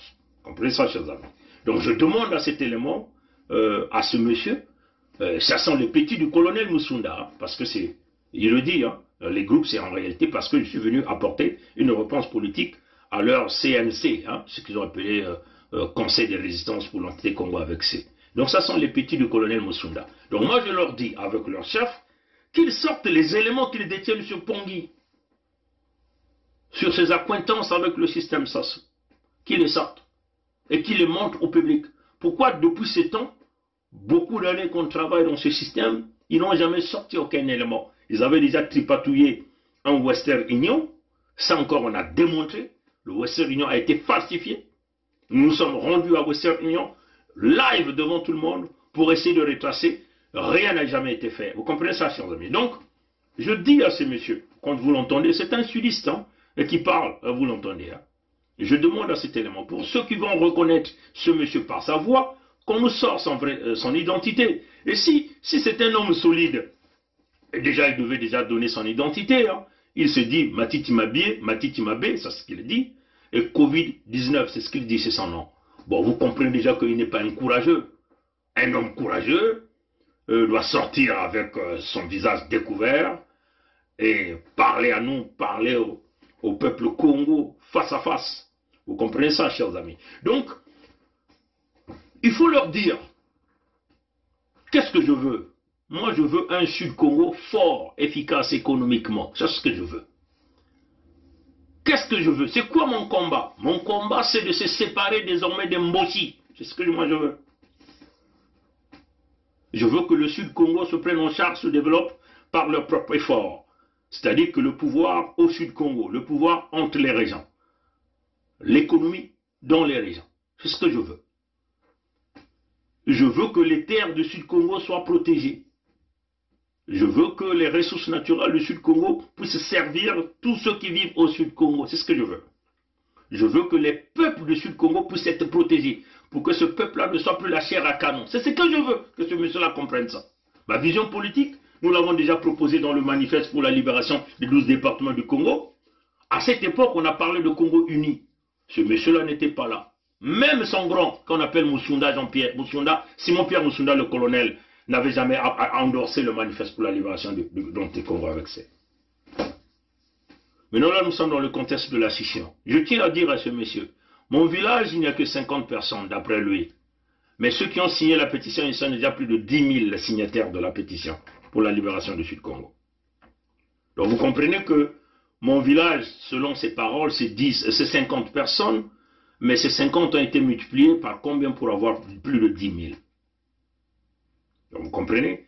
Donc, il faut le dire d'une manière très claire, mes chers amis, personne ne peut nous déstabiliser avec les blackmail, hein, en essayant de torpiller votre état moral. Moi, je suis un homme formé. Hein. Ici, en dehors de l'éducation que j'ai réussi, j'ai aussi fait des formations. Hein, des formations, dont la résistance. Bon, ce monsieur dit, hein, bon, je vais lui donner un peu rapidement la bibliographie de Bernard Pong. Bernard Pong est né au Congo. Je suis Babembe. J'ai pas envie de donner les noms de mes grands-parents, les noms de mes villages, tout simplement pour éviter que l'Emboshi aille tuer mes grands-parents. Beaucoup de gens, dont la Bwenza, même à Owando, hein, à Owando c'est la cuvette centrale, dans le Niadi, à Luango, ont connu mon père, hein, parce que mon père a travaillé dans le domaine du cadastre. Mon père a beaucoup travaillé dans le retraçage, hein, la géographie de la ville d'un Nkayi. Si vous voyez si Nkayi est bien tracé, c'est à cause de mon père. Sibiti, aujourd'hui, qui est bien tracé, c'est à cause de mon père. Il était fonctionnaire de l'État. Donc, il n'est jamais rentré dans la politique. Ça, c'est ce que vous devez savoir. On nous a bien éduqués. Qu'il s'agit de nos frères, de mes sœurs, de mes frères, tous nous avons reçu une bonne éducation. Malheureusement, nos parents ne sont plus en vie. Encore une chose que vous devez savoir, mes études, je les fais partout, donc, au Congo. Au Congo, j'ai le diplôme que vous connaissez, le CP, le BEPC, le baccalauréat, là au lycée Chaminade. J'ai eu mon BMG à Sibiti, hein, au CG Jean-Jacques Moya de Sibiti. Le bac au lycée Chaminade. Hein. J'ai fait la faculté des sciences de l'université Maïrangabi, physique-chimie. On peut vous citer quelques professeurs que j'ai connus, Bioko, il a enseigné, Nguma, hein, il a enseigné l'algèbre, Madame Nzumba, Nguma enseignait la géométrie, je crois, l'algèbre c'était Madame Nzumba, qui encore, il y a plein de professeurs que les noms m'échappent, parce que ça fait longtemps. J'ai fait l'école nationale supérieure polytechnique, donc l'ENTET à l'époque. Hein. J'ai eu un diplôme universitaire de technologie, hein, parce que la fac des sciences avec toutes les années blanches, ils ont été obligés de venir faire donc les concours d'entrée dans les écoles, hein, de l'université Maïrangabi. Certains de mes amis sont partis à l'INSA, et j'ai des amis qui travaillent aujourd'hui comme des médecins, que j'ai pas envie de citer les noms, tout simplement pour que le système ne les dérange pas. Ça sont les gens de ma promotion. Certains sont partis à l'ENES, donc l'école normale supérieure, pour devenir des enseignants. Et certains sont partis à l'ISG, hein, certains de tout le groupe que nous sommes partis de la faculté des sciences pour aller dans les corps de métier, on peut le dire comme ça. Et donc j'ai fini avec les DUT. Nombreux de toute ma promotion sont des grands cadres, hein, là, à Total, Eni et tout ça. Quasiment, c'est ma promotion qui gère quasiment tout le domaine pétrolier à Pointe-Noire. On tient à vous le dire. Donc tous ces gens que vous avez dans le domaine pétrolier sont de ma promotion. Et ils me connaissent très bien, ils connaissent mon caractère. En plus, je tiens aussi à dire que quand j'étais à l'université Maïrangabi, à l'école normale supérieure polytechnique, il y avait encore cette histoire qu'on disait les leaders de classe. Et moi, j'étais le leader de ma promotion. Comprenez ça, chers amis. J'ai eu le DEIT, donc diplôme universitaire de technologie. J'ai aussi travaillé au Congo. J'ai travaillé à Aéroservice. Et c'est d'ailleurs même là-bas que j'avais préparé ma soutenance finale, où j'avais fait la maintenance des trains d'atterrissage des avions Cessna. Tango Alpha Echo Kilo, il y avait le numéro 444. J'ai été suivi par un Français, hein, pendant ce projet de cette soutenance. J'ai travaillé à Jetman Technologies International, donc dans le domaine pétrolier. J'ai fait quasiment toutes les plateformes de Total et beaucoup de plateformes de Eni aussi, hein, à cette époque-là. Comprenez ça, chers amis. À Jetman Technologies, j'étais au bureau études et méthodes. Donc, au départ, on était là à la base Jetman, non loin de Senko, c'est pas comment on appelle la Senko, au plateau, hein, au plateau là. Et après, nous avons été affectés à la base Total. C'est là-bas que j'avais un bureau avec tous les ingénieurs de Total. Quel est l'ingénieur de Total de cette époque qui ne me connaissent pas? Aujourd'hui, ils sont devenus de grands cadres, des chefs de champ. Ils sont devenus des directeurs de département de Total. Ça, c'est ma promotion. Et ces gens-là venaient poser des questions à moi. Parce que moi, j'assurais la maintenance de tous les équipements sur les plateformes. Donc, il s'agit des compresseurs gaz lift, des pompes d'injection d'eau, toute forme d'équipement nécessaire. C'est moi qui s'en occupais. Sur quasiment l'ensemble des bases de Total. Je tiens à remercier un compatriote ici qu'on appelle ici Serge Saya, qui est un compatriote que nous avons été au lycée Chaminade ensemble. Nous avons aussi travaillé ensemble à Jetman Technologies International. Mais lui, après, il était parti en France à cette époque-là. Après Jetman, dans le domaine pétrolier, il faut le dire que dans le travail que je faisais, j'ai aidé pas mal de Congolais hein, dans l'anté-Congo AVC. Beaucoup de jeunes. Parce que j'avais la possibilité de donner l'emploi, de prendre des jeunes, de les envoyer en formation de sécurité et de les mettre des équipes, d'aller travailler sur les plateformes pétrolières. Et je le faisais gratuitement parce que j'ai aidé les jeunes. Parfois quand je vivais à 120 à cette époque à Pointe-Noire, hein, quand je rencontrais un jeune, comme ça, à 120 ou au marché Tchétché, je parlais aux jeunes, et je lui dis, bon, appelle-moi. Je les envoyais travailler. Comprenez ça, chers amis. Je suis parti à Choulumberger. Donc, j'ai démissionné à Jetman. Nous, on démissionne. Quand on voit qu'on démissionne, on pose la démission.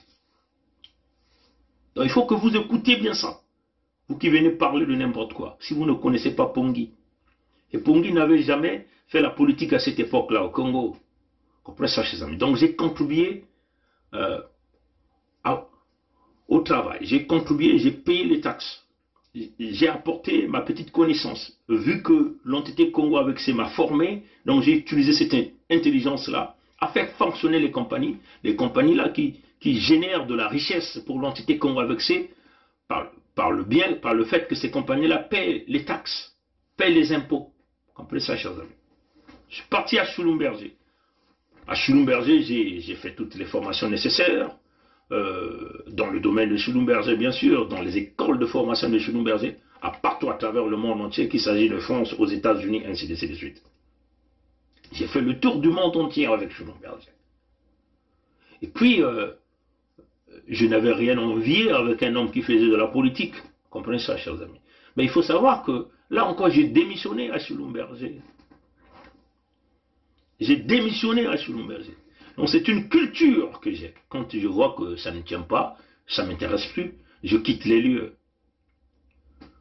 Bon, il faut le dire que avant de venir au Canada, j'ai aussi exercé aux États-Unis, dans des compagnies pétrolières. Et là encore, je ne donne pas trop de traces pour éviter que les gens essaient de me retracer.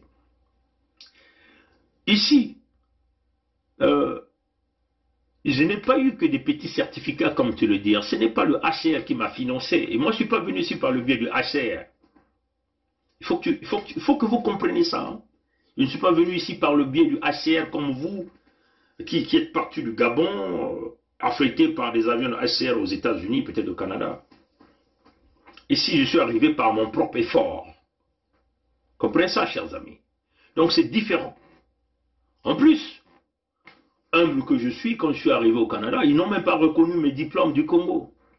Ils n'ont même pas reconnu mes formations que j'ai faites dans des grandes écoles de pétrole aux États-Unis, par le biais de Choulumberger. Donc je suis reparti au lycée, faire encore des études au lycée. Pour que ça me permette d'aller à l'université. Vous comprenez ça, chers amis? Donc il fallait le faire. Il fallait d'abord être humble parce qu'on a eu l'envie de s'adapter dans le milieu, parce qu'on a l'habitude de dire que si vous allez dans un pays ou dans un village où les gens dansent avec un seul pied, vous devez danser avec un seul pied. Et donc moi je l'ai fait. Je me suis rabaissé, oublié toute l'expérience professionnelle, oublié ma responsabilité de tout ce que j'ai eu, et donc se rabaisser au même niveau que tous les enfants du lycée pour aller chercher le baccalauréat pour que ça me permette d'aller à l'université. Et là encore j'étais le meilleur. Et je suis encore reparti encore dans une école d'ingénieurs, l'université Ryerson. Donc si vous tapez à l'internet Ryerson University, ici à Toronto, on peut dire à Toronto, c'est les deux grandes universités. Il y a l'université de Toronto et Ryerson University, là même au centre-ville de Toronto. L'université de Toronto aussi est dans les centres-villes. Je suis parti à Ryerson. Pourquoi je suis parti à Ryerson? Parce que l'université de Toronto était trop chère dans les études. Hein. J'avais ce choix, parce que j'avais été admis dans les deux universités. Quand j'ai comparé le paiement, je prends par exemple, par exemple si Ryerson était à 8 000 $ le semestre, hein, l'université de Toronto est à 16 000. Donc j'ai choisi là où j'avais des moyens pour payer, parce qu'il fallait travailler, et travailler la nuit, et payer les études la journée. Donc il fallait travailler full-time la nuit, et faire les études full-time la journée, parce que les programmes d'ingénieur, tu ne peux pas le faire en part-time. Donc à la fin, tu obtiens quoi quand tu fais un programme en full-time? Un diplôme d'ingénieur. Comprenez ça, chers amis. Il faut que vous compreniez qui est Bernard Pongui. Bernard Pongui n'est pas un homme de rue. Bernard Pongui, c'est quelqu'un qui s'efforce, qui est quelqu'un qui bosse. Bon, j'ai fini mon diplôme d'ingénieur, je suis allé faire le master. Là encore, je suis rentré à l'Université d'Ontario, Université de technologie. Université. Vous comprenez ça, chers amis, hein? Est-ce que vous avez entendu ça? Université d'Ontario, Institut de technologie. C'est ça que je suis allé faire. J'ai fait le master. Je m'étais même inscrit à la thèse. J'avais même commencé. Mais je me suis dit, bon, ça ne vaut pas la peine maintenant. J'aurai tout le temps de faire ma thèse. Comme je vous ai dit la fois dernière, je vais prendre ma retraite à 55 ans. C'est après 55 ans que j'irai faire la thèse de doctorat.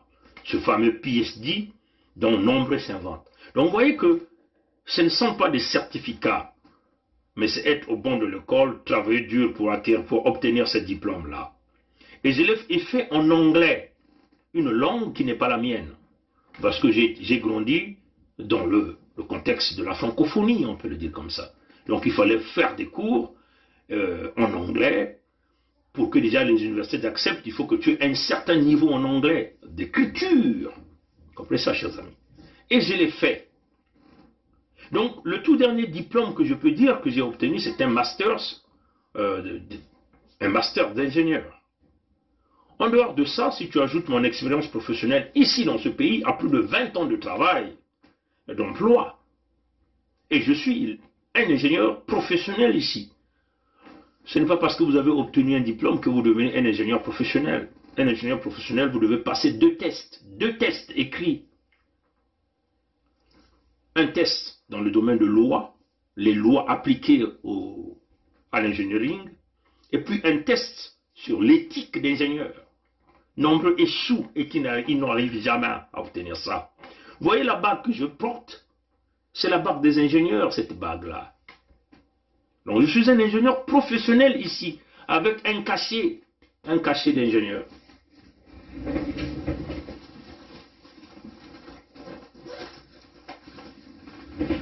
Vous voyez le cachet? Ça, c'est ce qu'on appelle le cachet d'ingénieur. Vous voyez?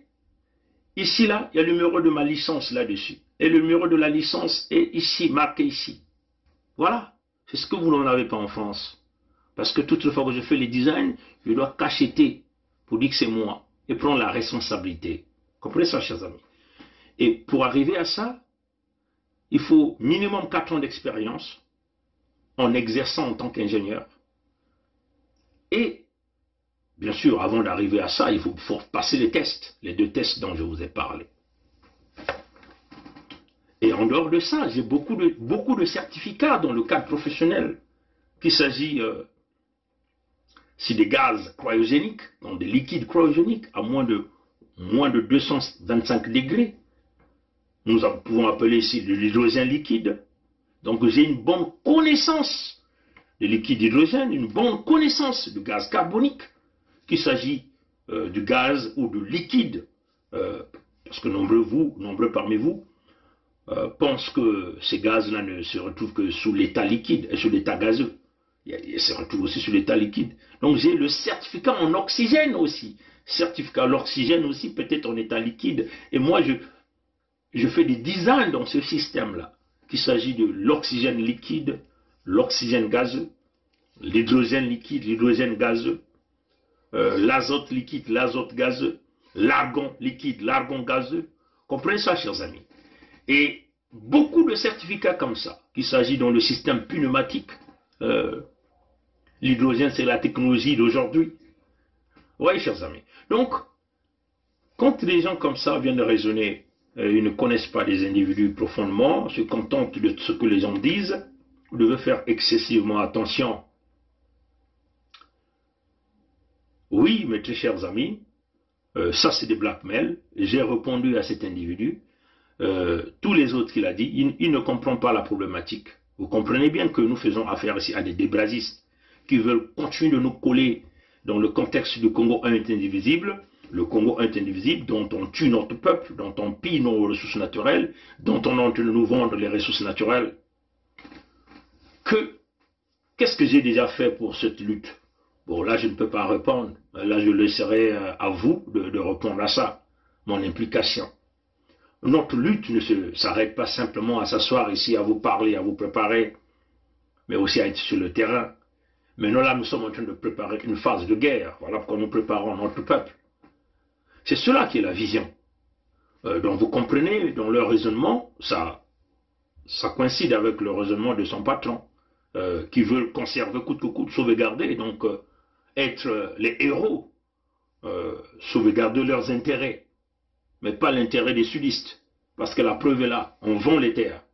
Bon, maintenant qu'on est en train de vendre les terres, pourquoi eux, ils ne viennent pas parler de ça? Qu'est-ce qu'ils sont en train de faire pour qu'on puisse arrêter de vendre les terres? Quelles sont les actions qu'ils sont en train de prendre? Nous, on a un rêve. Hein? Nous, on a un rêve.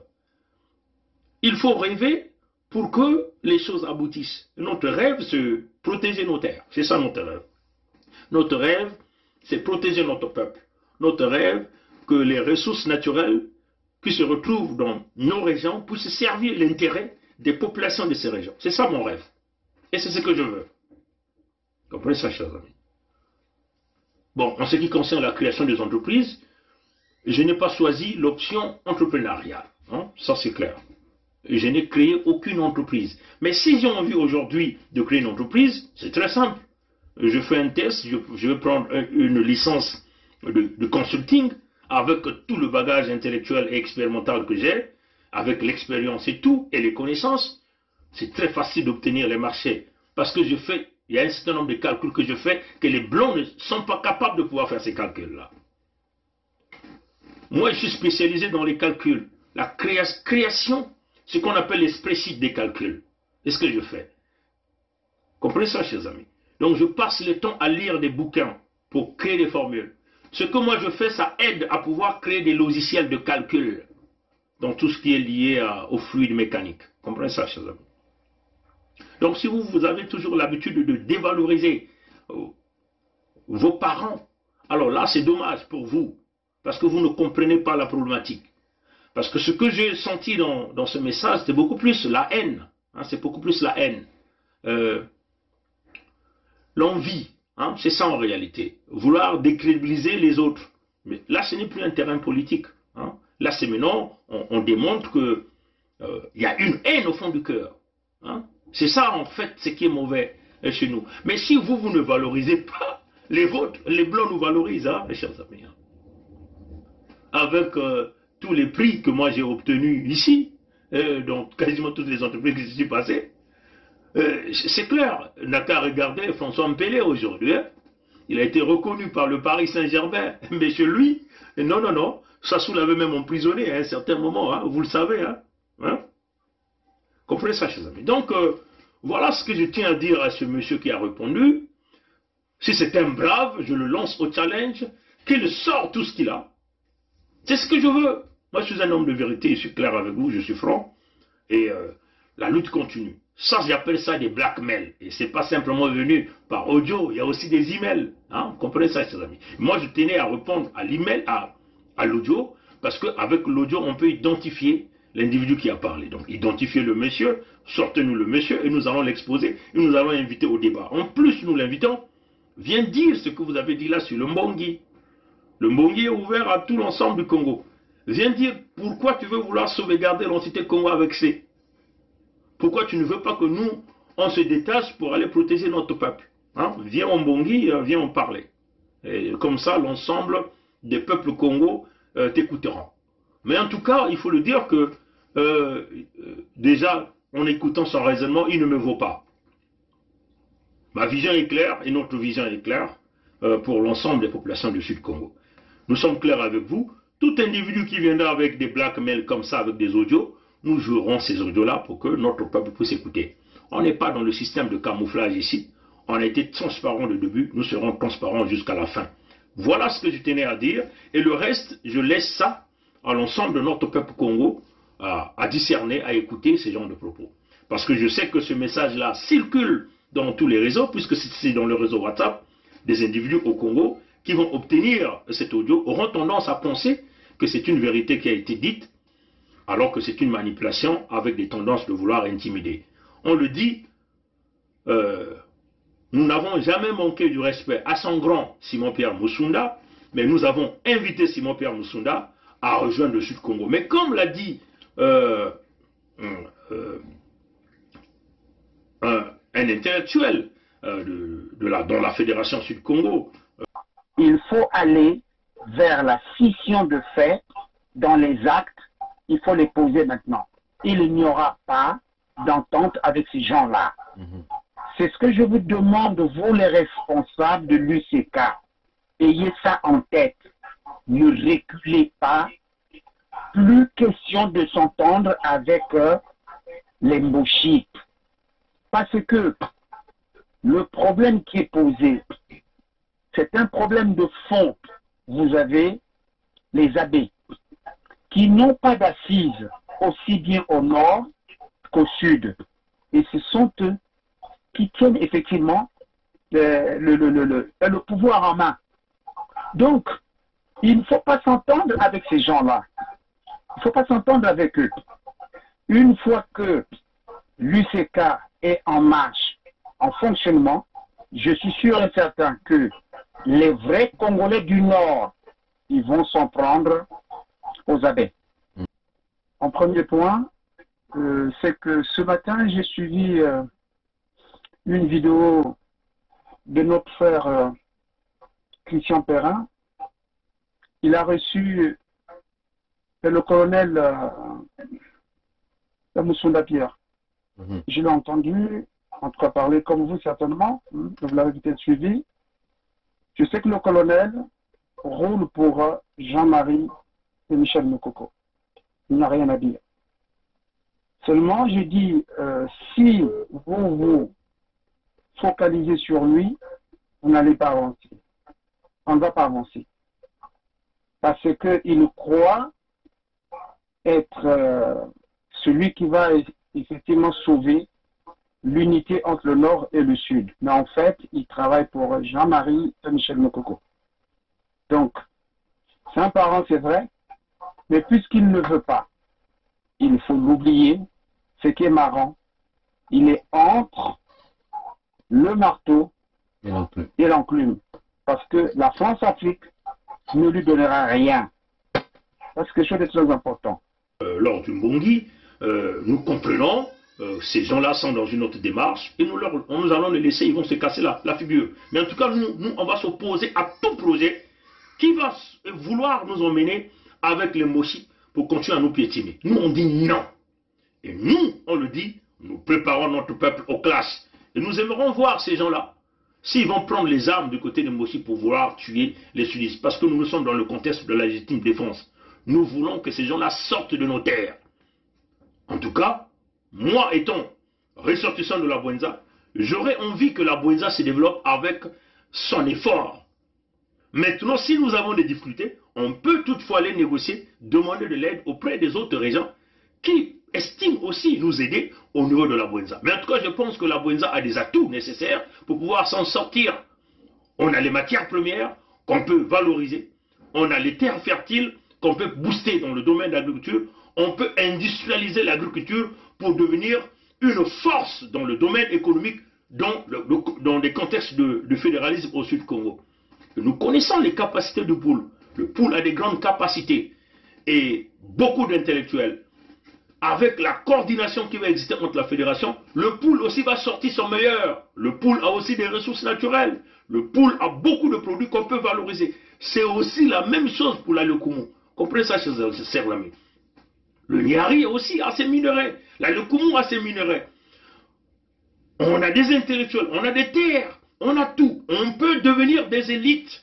Si les régions ont des difficultés, on peut demander, est-ce que vous pouvez nous aider? Est-ce que vous pouvez nous donner un prêt? C'est cela dans le contexte de la fédération. L'objectif ici, c'est de maintenir nos populations dans nos villes, dans nos régions, pour que ces gens-là utilisent tout ce qu'ils ont au fin fond de leur cerveau pour pouvoir développer, construire leur région. Et ça va éviter le tribalisme, ça va éviter la haine dans les cœurs des individus. Et Luango aussi a ses atouts. Luango aussi a ses atouts. Luango peut avoir son pétrole, va continuer avec son pétrole, va continuer avec son gaz, mais puisque c'est un contexte de commerce, il y aura des accords qui vont bâtir avec des régions, on va dire à Luango, bon, est-ce que vous pouvez nous vendre par exemple votre pétrole à tel prix, nous avons besoin du carburant, mais essayez de baisser le carburant à tel prix, et nous, quand aussi nous venons vous vendre notre foufou, notre manioc, nous essayons de vendre à tel prix. Ce sont des accords. Et ça, c'est un modèle qui a déjà existé depuis le temps de nos ancêtres dans ce contexte-là. Pourquoi nous voulons le faire? Parce que nous ne voulons pas des étrangers viennent occuper ce qui nous appartient, comme les Mochis sont en train de faire, et dominer, piétiner, et de surcroît nous chasser même sur nos terres. Voilà la vision que moi j'ai pour le... Et tout individu qui viendra apporter une autre vision pour essayer de nous coller avec les Mochis et que les Mochis maintiennent leur colonisation intérieure au Sud-Congo, va nous rencontrer sur son chemin. Et si vous avez des sudistes qui sont nos propres frères, qui veulent vouloir nous emmener dans le contexte de négociation pour laisser les Mochis nous dominer, vont nous rencontrer sur leur chemin. Voilà notre vision. On est clair dans notre vision. On ne tergiverse pas. Comme l'a dit un aîné, ils peuvent tuer tout le monde, mais même un seul est capable de marcher sur un village et détruire tout un village. Voilà ce que je tenais à dire. Je crois que j'ai été très clair. Les Black Males en ont répondu. On lance un challenge à ce monsieur. Comme il a dit, Pongi répond, je réponds avec l'énergie et je lui lance au challenge qui nous emmène toutes les évidences qu'il a. Merci d'avoir suivi ce direct. Il était un peu long, mais il était question de recadrer un certain nombre de choses. Le Sud, on demeure unis, comme les grains de maïs. La Fédération Sud-Congo, c'est notre unique moyen. L'unité du Sud, c'est notre moyen de protéger notre peuple, nos terres et les ressources naturelles que nous avons. Souvenez-vous, on le fait, on se sauve, on ne le fait pas, on rentre dans la soumission éternelle, donc dans la mort. Que Dieu nous garde, que Dieu nous bénisse. Merci d'avoir suivi le live. À la prochaine. Au revoir. C'est notre pays à nous tous. On ne peut pas prendre seulement les gens, le même parti et les autres. Mais il y a une chose, que je vais vous parler, une chose. Le Congolais n'a jamais voulu la guerre. Le Congolais lui-même, il ne veut pas la guerre. Ceux qui aiment la guerre, je te dis maintenant, c'est le PCT. Le président avait 2 mandats. Pourquoi lui, il veut prendre 3? Le Congolais n'a jamais voulu la guerre. Le Congolais lui-même, il ne veut pas la guerre. Ceux qui aiment la guerre, je te dis maintenant, c'est le PCT. Le président avait 2 mandats. Pourquoi lui, il veut prendre 3? Peut nous aider. Quand on est engagé, la peur s'estompe. Quand on n'est pas engagé, la peur occupe le lieu qui devait être rempli par l'engagement. Je pense aux sportifs engagés, je pense aux militaires engagés, je pense aux femmes engagées dans leur ménage, engagées dans l'éducation de leurs enfants. Elles n'ont pas peur. Elles n'ont pas peur. Les engagés n'ont pas peur. Et si nous, Église aussi, nous étions engagés, nous n'aurions pas peur. même sans être Saint Ignace qui désirait le martyre, nous serions audacieux pour dire aux politiciens, même aux politiciens de nos ethnies propres, que ceci n'est pas bon. Quitte à ramasser des gifles, quitte à être persécuté, mais on n'aurait pas peur. Je pense que la peur, c'est l'expression d'un vide, d'un manque d'engagement. Et donc, d'un manque d'amour. Parce que celui qui aime ne peut pas ne pas s'engager. Quand on aime Dieu, on s'engage. Quand on aime la nation, on s'engage. Quand on aime les autres, on s'engage. Quand on n'aime pas, pourquoi s'engager? Et je vous dis, aujourd'hui, je vous le dis, nous avons eu le général Dabira, moi et le colonel Bongo, qui était à la sécurité militaire.